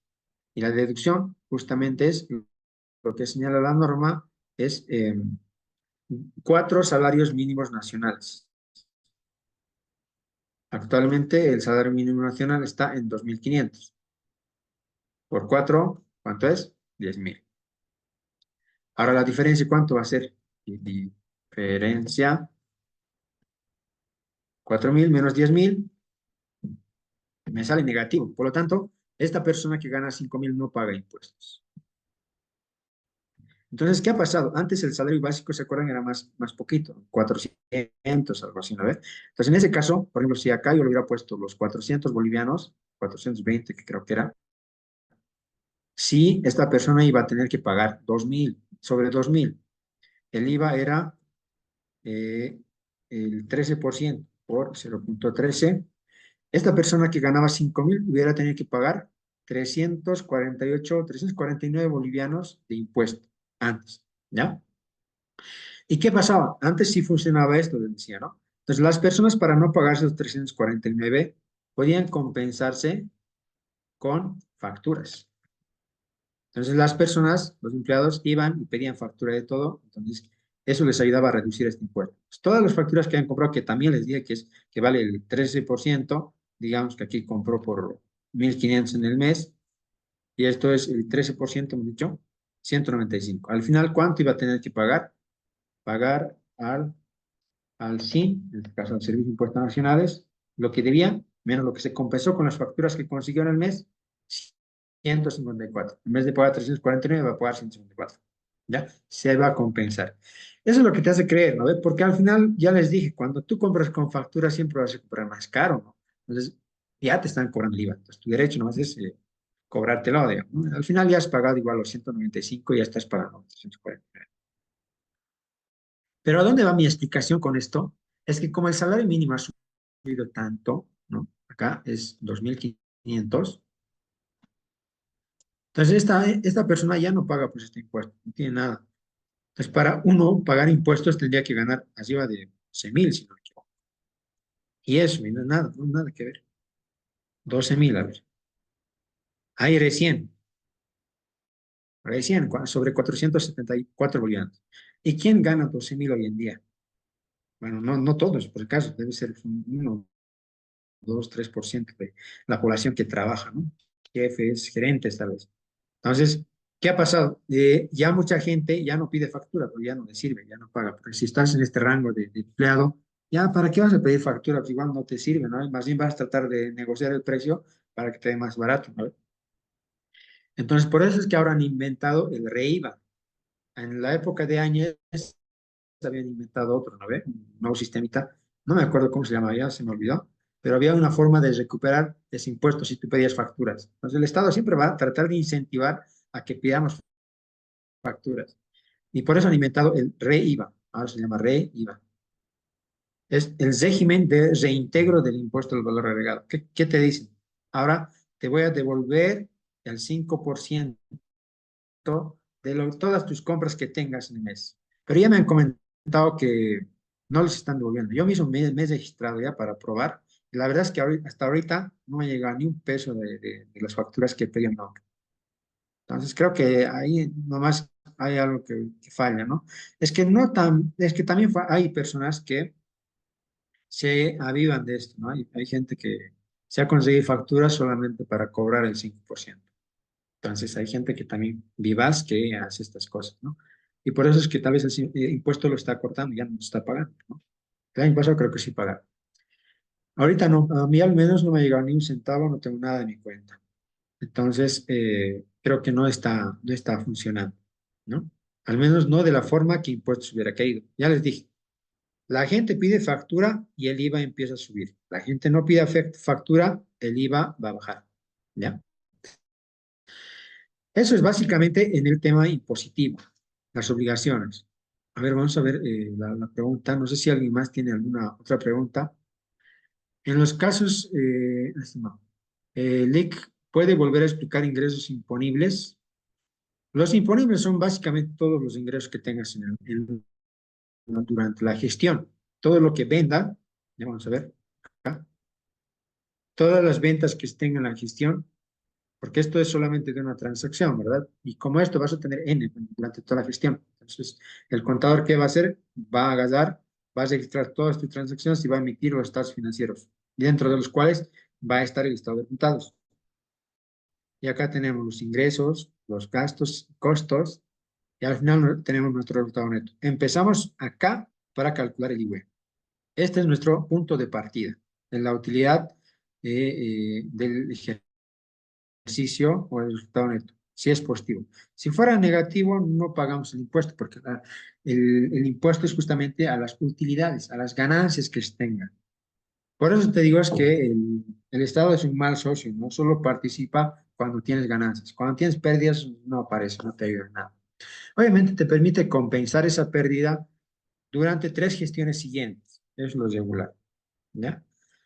Durante la siguiente gestión si has obtenido ganancia, digamos, pero este año has perdido, el año anterior, puedes compensar esa pérdida con la ganancia que has obtenido el año siguiente. Y así tal vez dejar de pagar el impuesto, ¿no? Pero solamente te dura 3 años, no puedes beneficiarte más tiempo. Ya, ¿qué más? Teniendo este punto de partida, por eso les decía que es un poquito más técnico, es más de contadores, ¿ya? Pero nosotros podríamos hacer una relación acá, que nos puede tal vez ayudar a ver qué porcentaje pagamos. Por ejemplo, acá es el IVA que hemos determinado es el 20%. Lo vamos a dividir entre las ventas que hemos tenido en la gestión. Y fíjense ustedes, da la casualidad que es 16% en este caso, ¿no? Entonces, al momento de calcular yo mis precios, ¿qué voy a tomar en cuenta? Pues yo puedo tomar tal vez en cuenta el IVA que estoy pagando acá, ¿no? Lo voy a dividir entre las ventas que he tenido, a ver qué porcentaje es, 9. Entonces, para mí, tal vez un punto de partida interesante podría ser sumar estos tres porcentajes, ¿no? Más 16, más 3, más 9. Entonces, yo tal vez tendría que considerar al momento de determinar mis precios un 28% para subirle a mí al precio que yo estoy teniendo, tomando en cuenta, obviamente, todos los impuestos que regularmente manejo, ¿no? Y ahí es donde muchos negocios caen, digamos, ¿no? Generalmente pequeños negocios, ¿no? En el centro, en las ciudades, porque siempre vas y compras algo con factura o sin factura. Con factura, ese ratito agarran su calculadora y le suman 13%. Están perdiendo, ¿no ves? Si se dan cuenta, porque acá ellos pagan más, incluyendo el IVA, no lo toman en cuenta. Solamente toman en cuenta el IVA, 13% nada más, pero se han olvidado el IT, se han olvidado el IVA, ¿no? Entonces, haciendo más o menos una media es un 28%. Yo le haría en mis cálculos, en mi tabla de precios, en mi cálculo de precios, un 20%. Porque siempre puede haber meses que compras más, compensas más, puedes tener otros gastos, hacer alguna que otra estrategia, y un 20% es el que más se utiliza en la determinación de precios, ¿ya? Entonces, de impuestos. Entonces, cuando ya tú vayas a determinar tu precio, tienes que aumentar un 20%, no un 13%. Es lo recomendable, digamos, ¿no? Para poder cubrir no solamente el IVA, sino el IT, el IVA más, ¿ya? Eso. Entonces, vamos avanzando, porque no nos va a dar el tiempo, porque tampoco nadie pregunta, así que supongo que se entiende. Hasta aquí con el tema de impuestos. Después hay otras obligaciones, que es en el tema de lo que les había comentado, eh, el registro de compras y ventas. Entonces, eso es básicamente llenar un formulario. A ver, esta cosa, ya. Es básicamente registrar las facturas de compras y ventas que tengas en el sistema de impuestos y enviar. Con eso se genera, en eso sí, los de impuestos te lo han facilitado bastante, ¿no? Tú solamente cargas las facturitas del sistema, te genera un reporte de cuánto has vendido, cuánto has comprado, y con esa misma información, cuando haces tu declaración jurada del IVA del IT, automáticamente el sistema ya te lo carga los datos. O sea, no tienes que hacer nada. Unos clics, y ya está. Muchas empresas les cuento que, muchas personas les cuento que han optado por declararse ellos mismos, ¿ya? Pero el problema es que tú no te dedicas a eso simplemente, ¿no ve? No siempre te dedicas a eso constantemente y por lo tanto sucede que a veces te olvidas. Ha habido personas que tienen, por ejemplo, un hotel, así como un salón, hotel, alquilan, cosas así, alquiler, cosas, servicios fáciles de manejar. No hay muchas facturas y pueden ellos hacer su impuesto. Pero, como les dije, no son especialistas en esto y están más enfocados en el negocio. ¿Y qué pasó? Se olvidaron, o no sé cómo ha hecho, porque como les dije, es automático.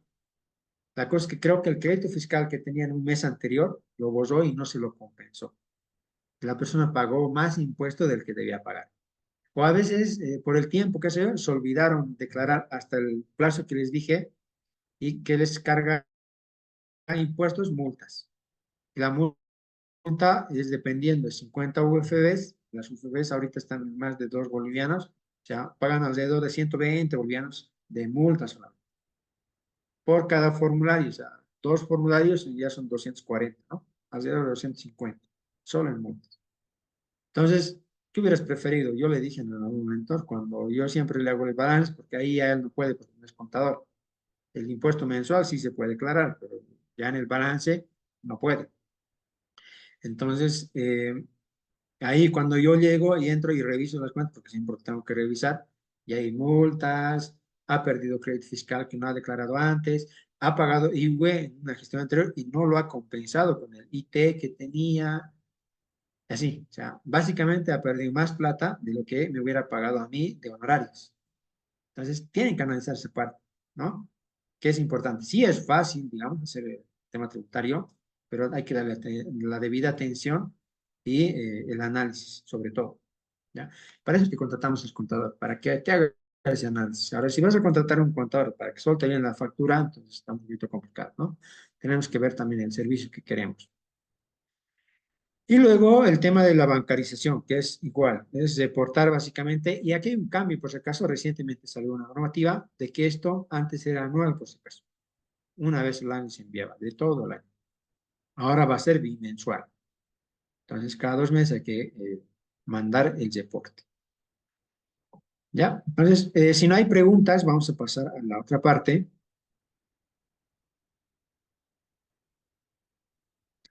Ya, entonces vamos a entrar al tema laboral. ¿Ya? En el tema laboral, estamos regulados y controlados por el Ministerio de Trabajo, que es el ente regulador que vela por los derechos de los trabajadores. Entonces, y las obligaciones de los empleadores, obviamente están ahí. Entonces, como preámbulo, la oficina virtual del Ministerio de Trabajo está prácticamente enlazada con la de impuestos. Y hay una normativa en el Ministerio de Trabajo que dice que si tú te has abierto tu NIC, tienes que abrirte tu ROE, tu registro de empleador. Esto es mucho más fácil, no tienes que ir ni al ministerio, es todo por internet.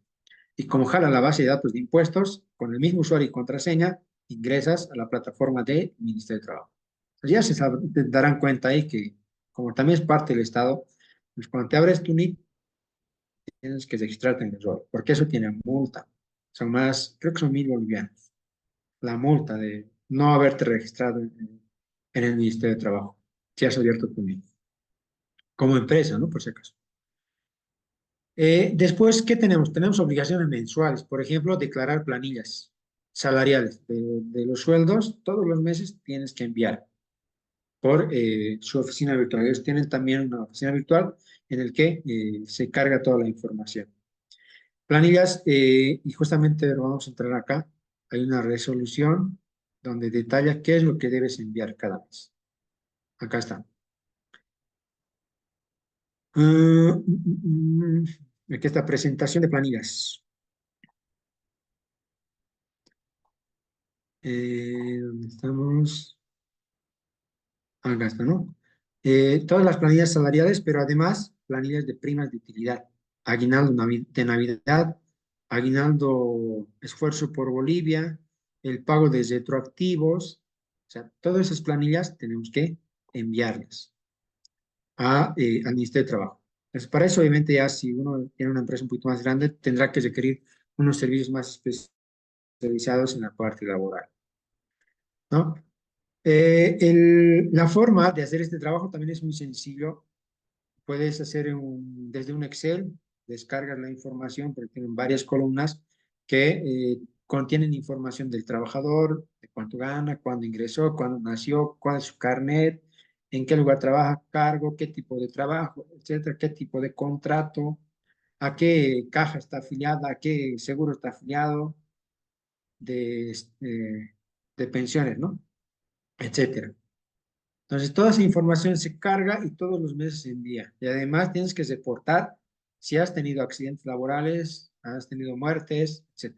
Entonces, toda esa información se declara al Ministerio de Trabajo de forma mensual. El plazo vence cada 15 de cada mes. En este caso, no importa si el 15 cayó en domingo, en feriado, si era Navidad, o sea, por Navidad adelantada.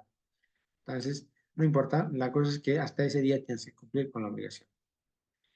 ¿Qué servicios también presta el ministerio? Contratos laborales. Tienes que formalizar y registrar tus contratos laborales ante el Ministerio de Trabajo para cumplir todos los requisitos que te exige el ministerio, ¿no?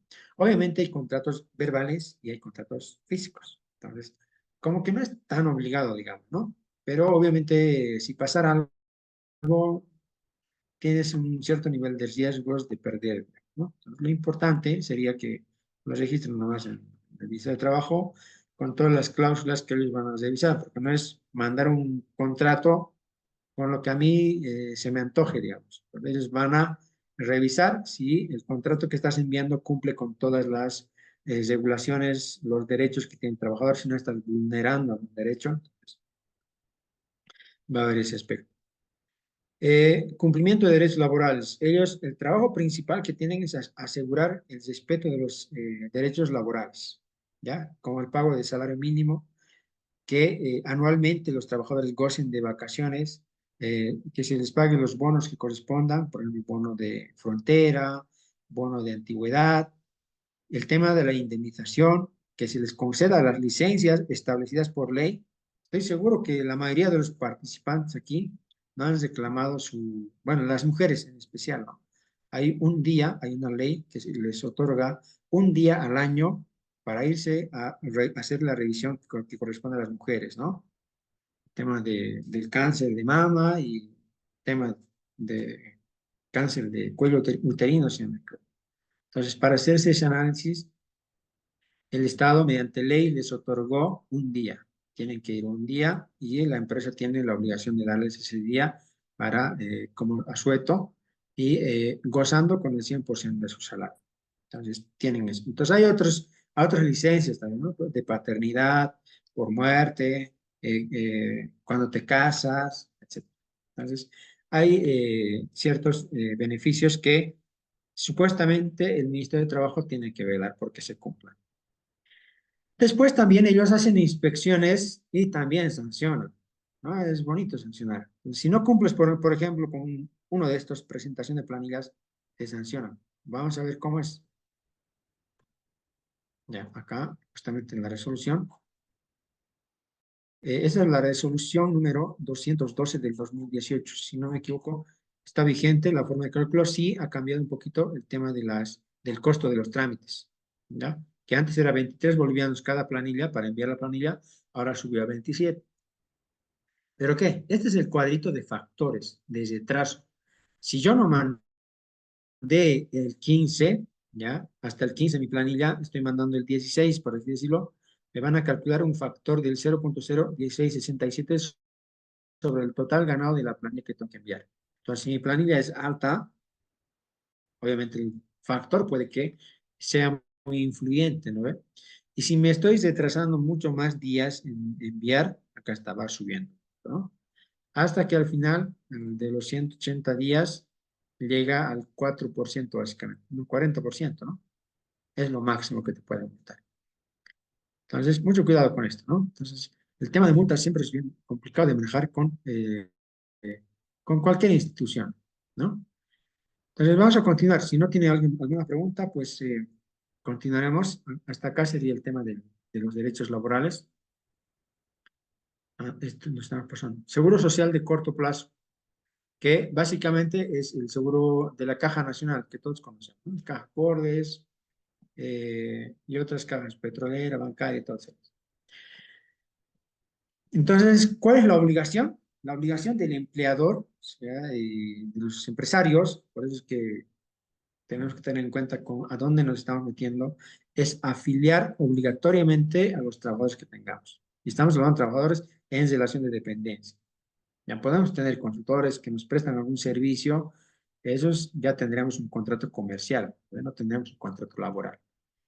Pero si tenemos contratos laborales con personas en el régimen laboral, entonces tengo la obligación de afiliar en una caja de salud que brinde un seguro social de corto plazo, inmediatamente.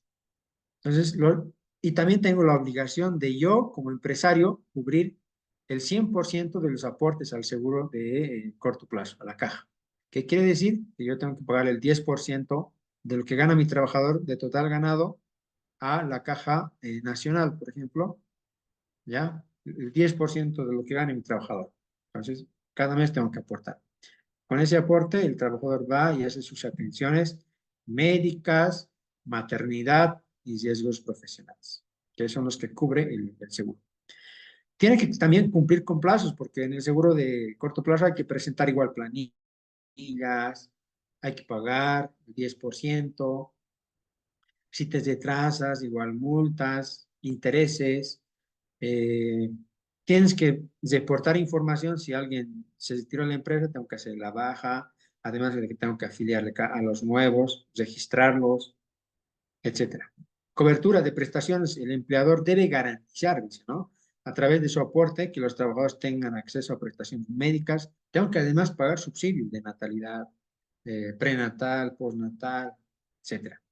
Licencias por enfermedades o accidentes laborales.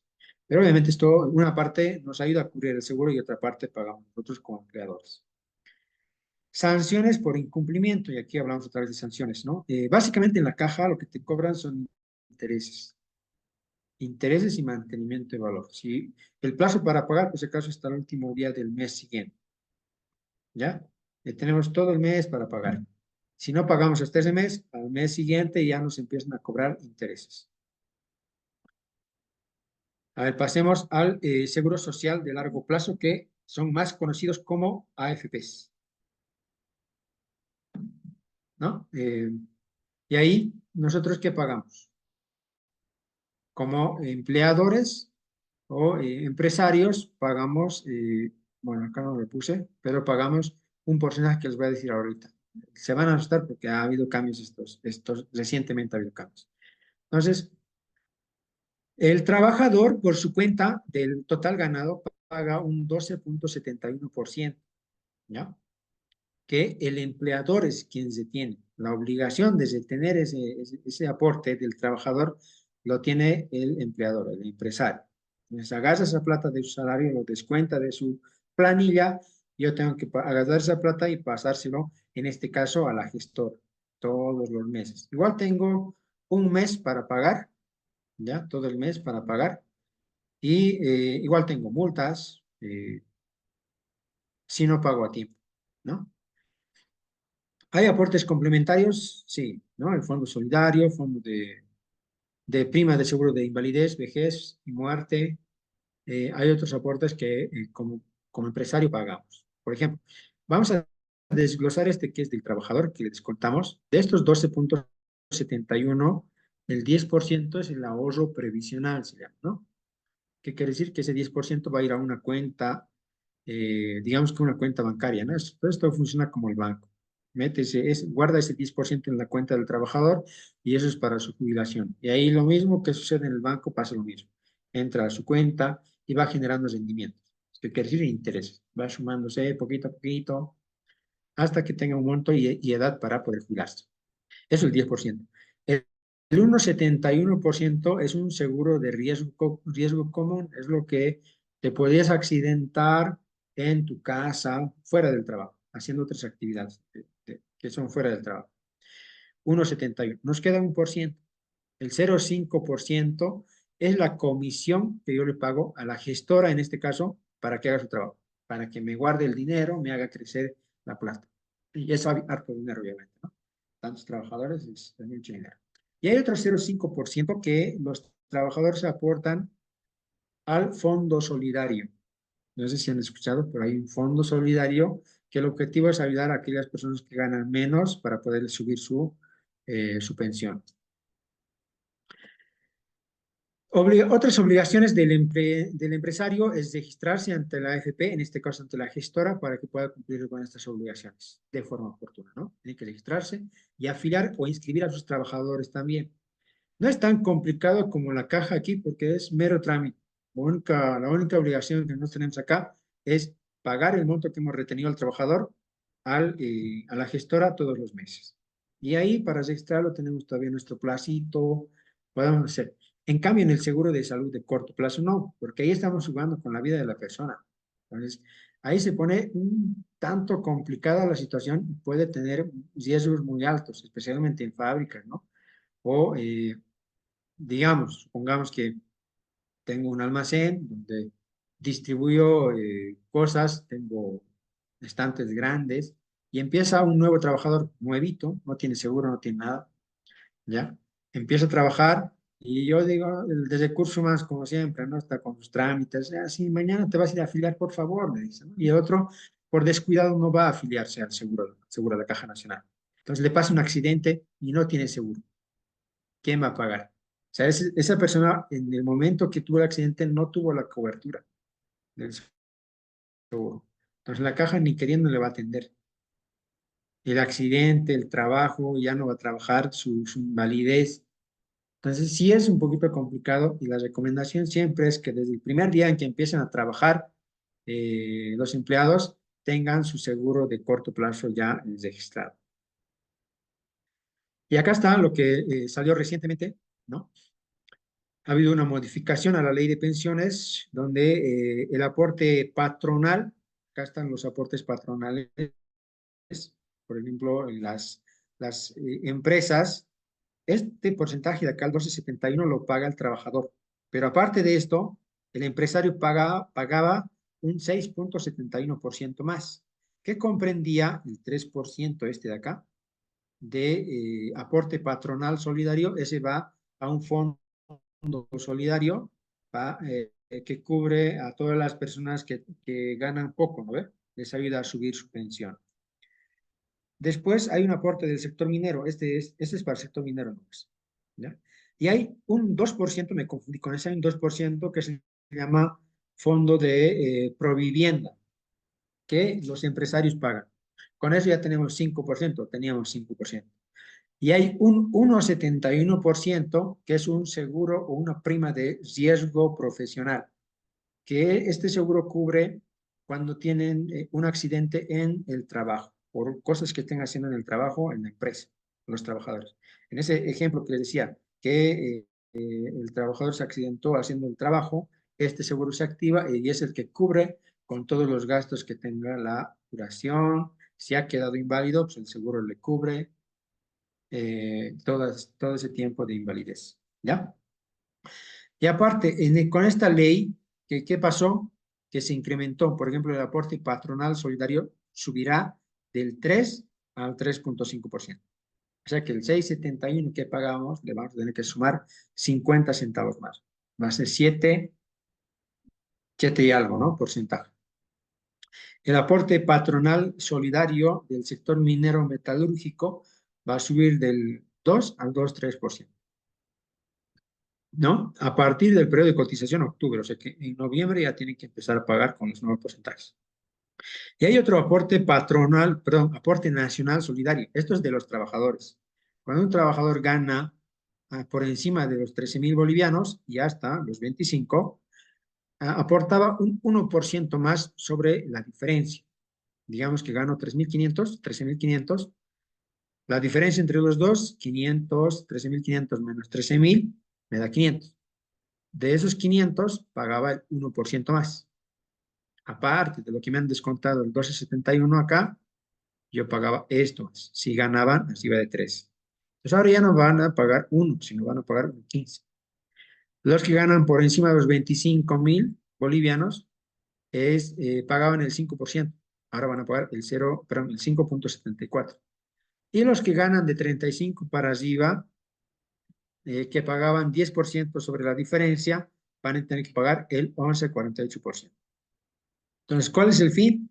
Es lo que el gobierno anunciaba, que les incrementó las pensiones a los jubilados. Son los mayorcitos, ¿no? Las personas de edad que están recibiendo sus pensiones les aumentó, creo. Entonces, ¿de dónde va a salir la plata?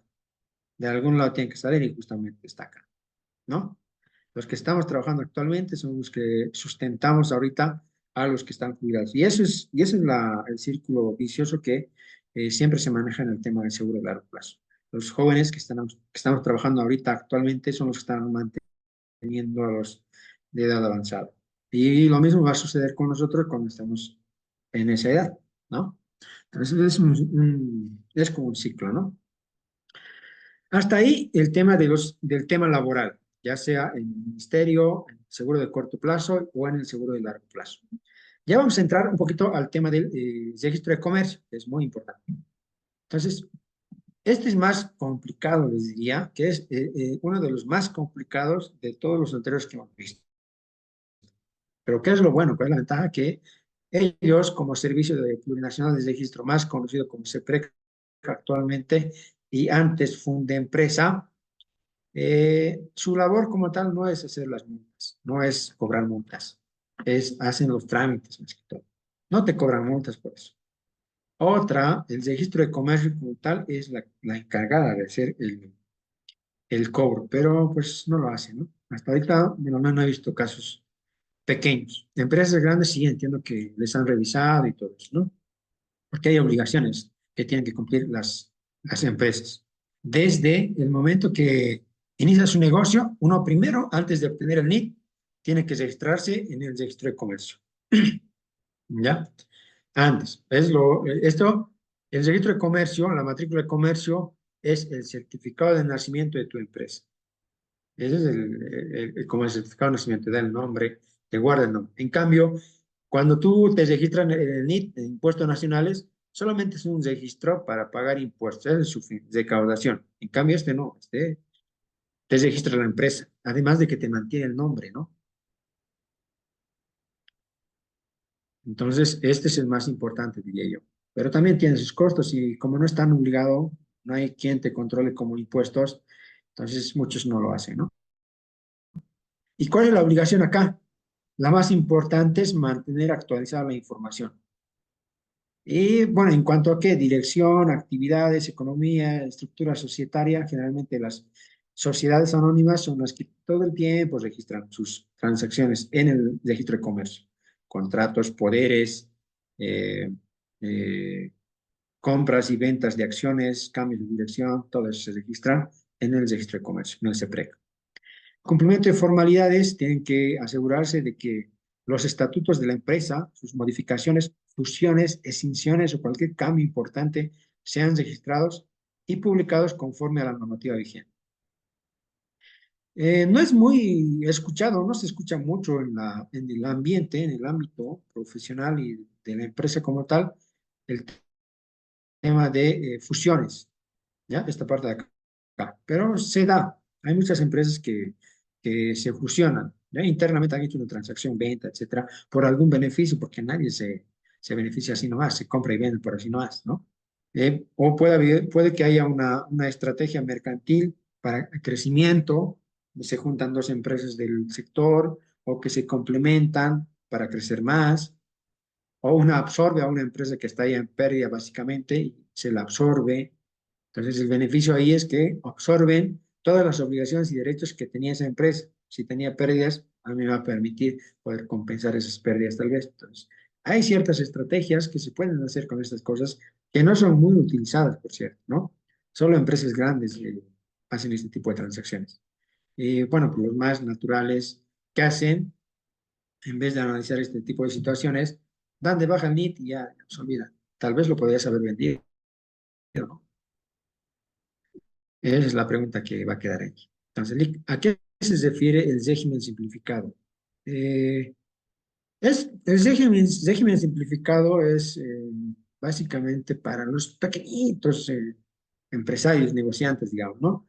Vivanderos, comerciantes minoristas, peluqueros, digamos, ¿no? O sea, personas que tienen muy bajo ingreso y no van a poder, no, la diferencia es que no pagan el IVA ni el ITEN ni todo lo que hemos llevado eso. Por eso es que no hemos tocado el tema acá, porque es para emprender, ¿no? Se supone que vamos a generar un negocio, emplear personas, generar fuentes de empleo, ingresos, que no va con el caso del régimen simplificado. El régimen simplificado simplemente es una persona sola que trabaja para su subsistencia, ¿ya? Y tiene más facilidades, obviamente, no paga todo eso que hemos visto, nada de estados financieros, declaraciones, nada, es bimensual y tiene sus características, que creo que es para otro tema, ¿no? Y bueno, este es el registro de comercio y hay formas también de registrarse, ¿no? Desde el principio tenemos que empezar con una asesoría fuerte para ver qué tipo de empresa vamos a constituir.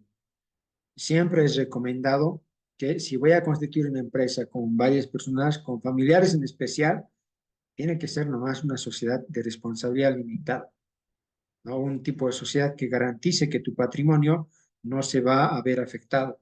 Porque ahorita, cuando nos va bien, siempre decimos, ¿no? Cuando nos va bien, todos somos felices, nos abrazamos, nos queremos, nos besamos, etcétera. Pero cuando a la empresa le vaya mal, todos van a decir, no, que era tu culpa, que no, que me debes, que eso era mío, etcétera. Entonces va a haber una pelea complicada. Entonces, en esos casos, si es en familiares sobre todo, es mejor tener la empresa como sociedad. Entonces, ahí no vas a depender tanto de lo que peleen ustedes, porque pueden recurrir a tribunales arbitrales que se encargan de resolver este tipo de controversias que pudieran tener, ¿no? Entonces es importante y además que tienes garantizado tu aporte legalmente en la empresa, no lo vas a perder. y va a haber árbitros, liquidadores que van a encargarse de que se cumplan todas las normativas vigentes. Eso en el marco de la legalidad, obviamente. Si alguien constituye una empresa y solamente lo constituyó porque le apareció un contrato por aquí y por allá, entonces no, pues no va a dar, ¿no? No es empresa eso, solamente es momentáneo. Ya, entonces ya estamos en la parte final y he querido enfatizar lo que señala justamente el Código de Comercio y para actualizar la información justamente se requiere estados financieros. Y el Código de Comercio nos señala que los estados financieros deben ser llevados a cabo por un contador legalmente habilitado. Y estos son contadores que se encuentran registrados en el Colegio de Contadores o auditores. ¿Ya? Esto, por si acaso, conlleva responsabilidades. Como emprendedores, no nos vayamos a lo barato. A veces se van aquí en Cochabamba, por ejemplo, ahí a la Contraloría, dicen, ¿no? Ex Contraloría y ex Finsa, te lo hacen estados financieros, no sé, hasta 100 pesos, 50 pesos, creo. No sabes si realmente están habilitados, ¿no? Puedes tener sanciones fuertes por parte del registro de comercio, ¿ya? Entonces, básicamente, con esto habríamos concluido con la clase, ¿ya? Pero antes de concluir, eh, vamos a tocar un temita que es el tema del precio, ¿ya? En la primera clase me estaban pidiendo que cómo se calcula. He hecho un pequeño cuadrito muy fácil de comprender, ¿ya? Entonces, en cualquier tipo de negocio, vamos a entrar ahí si no tiene alguna pregunta, cualquier tipo de negocio, tenemos estas partidas. Tenemos materiales que vamos a usar en el servicio que vayamos a prestar o en lo que vayamos a vender. Tenemos mano de obra, que seré yo mismo quien preste el servicio, o la cajera, las personas que tengo contratada. Tengo costos indirectos, como la energía, el alquiler, ¿no? De la tienda, el local comercial, no sé. Otros costos, transportes, empaques, cosas así, todos los costos. La idea es que yo tengo que sumar todos los costos que yo tenga para prestar mis servicios, ¿ya? Entonces, el ejemplo va a ser, esta clase, la verdad es que se puede tomar más de una hora. Lo vamos a tratar de resumir para que se pueda entender, ¿ya? Vamos a suponer que, no sé si alguien tiene una idea, la persona que me preguntó esto tal vez me puede colaborar para hacer mejor el trabajo, ¿no? Y si no, pues básicamente eh, el cálculo consiste en totalizar todos los costos, ¿ya? Que tengamos en el negocio. Y voy a poner números, por ejemplo, acá. Si vamos a suponer que esto es una tienda de zapatos, ¿ya? Material utilizado es los zapatos que compré de mi mayorista, digamos, ¿no? Pues voy a ponerle que mi zapato al por mayor cuesta 120 bolivianos. Ya, estoy suponiendo, sin impuestos, por si acaso. Mi mano de obra. Entonces, en mano de obra que tengo, eh, en mi tienda de zapatos, tendré tal vez una cajera, ¿no? Una, eh, una supervisora, una cajera, dos vendedoras, qué sé yo. Entonces yo lo que tengo que hacer es dividir estos costos por día, cuánto me cuesta, digamos, ¿no? Entonces yo puedo dividir, por ejemplo, si mis cajeros ganan el mínimo por dos, voy a dividir, ¿no? Al mes me cuesta 5.000. Entonces voy jugando así. Pero como están asegurados, yo tengo que sumarle por lo menos un 46%. Estoy exagerando el número, ¿sale de dónde? Cuando un trabajador está asegurado, yo pago su aguinaldo, su indemnización, pago su seguro de corto, de largo plazo. Entonces, todos esos accesorios casi llegan al 50%, ¿ya? Y considerando además el tema de la prima de utilidad, porque uno siempre va a pensar que va a tener utilidad, por lo tanto tiene que tomar en cuenta eso más. Entonces, en total, mi trabajador que entre los dos ganaban 5.000, con los costos, con las cargas laborales que tengo, se suman a 7.000. Entonces, ¿qué voy a hacer? Lo que tengo que hacer es dividir esto entre 30 días para yo obtener un costo por día. Puedo obtener un costo por hora. Si lo divido entre 8 horas del trabajo, 30 eh, 30 bolivianos por hora. Si a mí tengo que determinar aquí, esto mucho va a depender de lo que, la experiencia que se tenga en el rubro. Por ejemplo, ¿cuánto me cuesta a mí vender este zapato? ¿Será 1 hora, 2 horas, un día, 2 días? No sé. Vamos a poner que es en 1 hora vende un zapato. ¿Ya? Ese es el costo. Hasta aquí, en costos ya tenemos 150. Costos indirectos, por ejemplo, el alquiler, ¿no? Igualito, tengo que prorratear, ¿no? Tengo que prorratear el alquiler, digamos que son 3.500 al mes. Tengo que decir, ¿sabes qué? Por día me cuesta 116. Por hora, ¿cuánto me cuesta? Entre 8 horas, digamos, 14 bolivianos. Supongamos que es eso. Un zapato, 1 hora, ¿no? 14 bolivianos. Otros costos, transporte, alguna cosa que tengamos, 20 bolivianos lo voy a poner, ¿no? Que se empaques, los empaques del zapato nos los vamos a poner en cajita, tal vez algún regalito, alguna cosa así, ¿no? Entonces, hasta aquí tengo 100, mi zapato que me costaba, o que compraba en 120, hasta ahorita me está costando 185. ¿Qué le voy a añadir? Mi margen de ganancia, mi porcentaje de ganancia. ¿Cuánto quiero ganar yo como emprendedor, como empresario? No sé cuánto se estilará, pero en el sector de zapatos, pero me imagino que está más o menos regulado. Le vamos a poner que es el 20%, ¿ya? Entonces vamos a multiplicar por el 20%. Entonces, por cada zapato que yo venda, quiero ganar 37 bolivianos, ¿ya? Entonces, hasta ahí, mi precio sin impuestos son 253. El zapato que costaba 120, con mi margen de ganancia ahorita, me estaría llegando a costar 253. Entonces, acá no se olviden, tenemos que agregarle el impuesto, ¿ya? ¿Y qué hemos dicho? El impuesto, vamos a tomar más o menos un 20%, pero eso va a depender mucho del análisis que se haga en cada empresa. ¿Y esto viene en función a qué? Acá. De acá en el IVA, por ejemplo, hemos pagado un 9%. Puede haber meses en los que yo tenga más compras o menos compras. Entonces, tenemos que llegar a una media. Por eso es que yo había tratado de llegar a un 20%. Es que normalmente se estila ahí más o menos. 19 y algo es, ¿no? Entonces, un 20% más. Pero ¿qué tengo que hacer? No lo puedo calcular directamente como he calculado eh, el, el porcentaje de ganancia. Si yo tengo que sumarle encima de esto, hago una regla de 3. 253 se supone que es el 80%, ¿ya? Y yo quiero saber cuánto es mi 20%, ¿vale? 0.2. Entonces multiplico esto por esto y divido esto entre esto, ¿vale? Más o menos eso, esa fórmula tengo que desarrollar en esta celda. Y al final voy a sumar el impuesto, ¿ya? Y obtengo mi precio facturado. Entonces, el precio que yo voy a poner en el letrerito del zapato, que me costaba 120 inicialmente, va a ser 316,81. Y es lo que les decía en la primera clase, esto yo tengo que agarrar y comparar.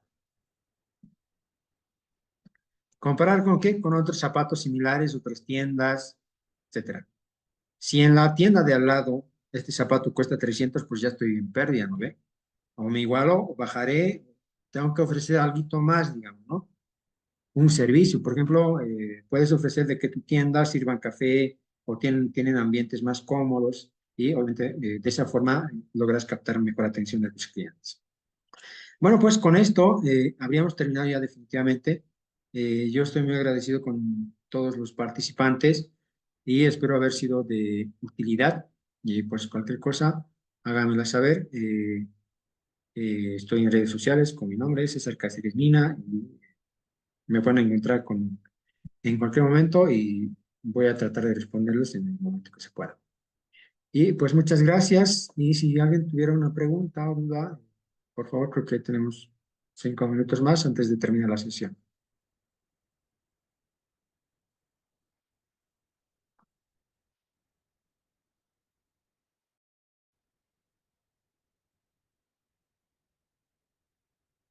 Gracias, Lisette.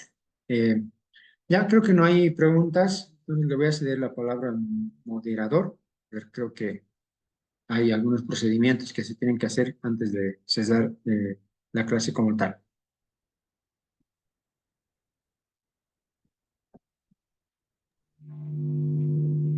Muchas gracias, querido docente, por esta última clase y también a todos los que están conectados.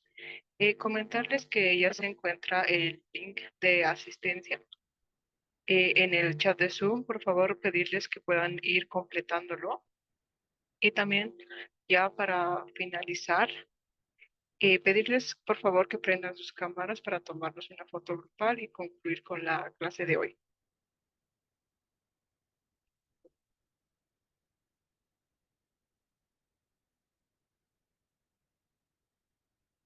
A la cuenta de tres voy a tomar la foto. Uno, dos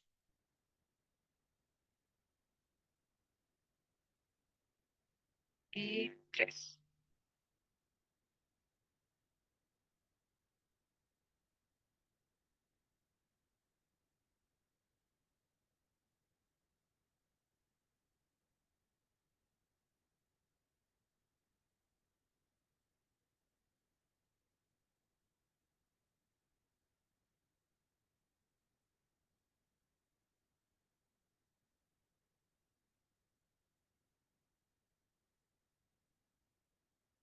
Eso sería todo por la clase de hoy. Muchas gracias al estimado docente.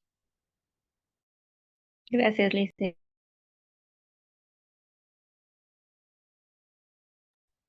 Muchas gracias a todos y pues hasta una próxima oportunidad.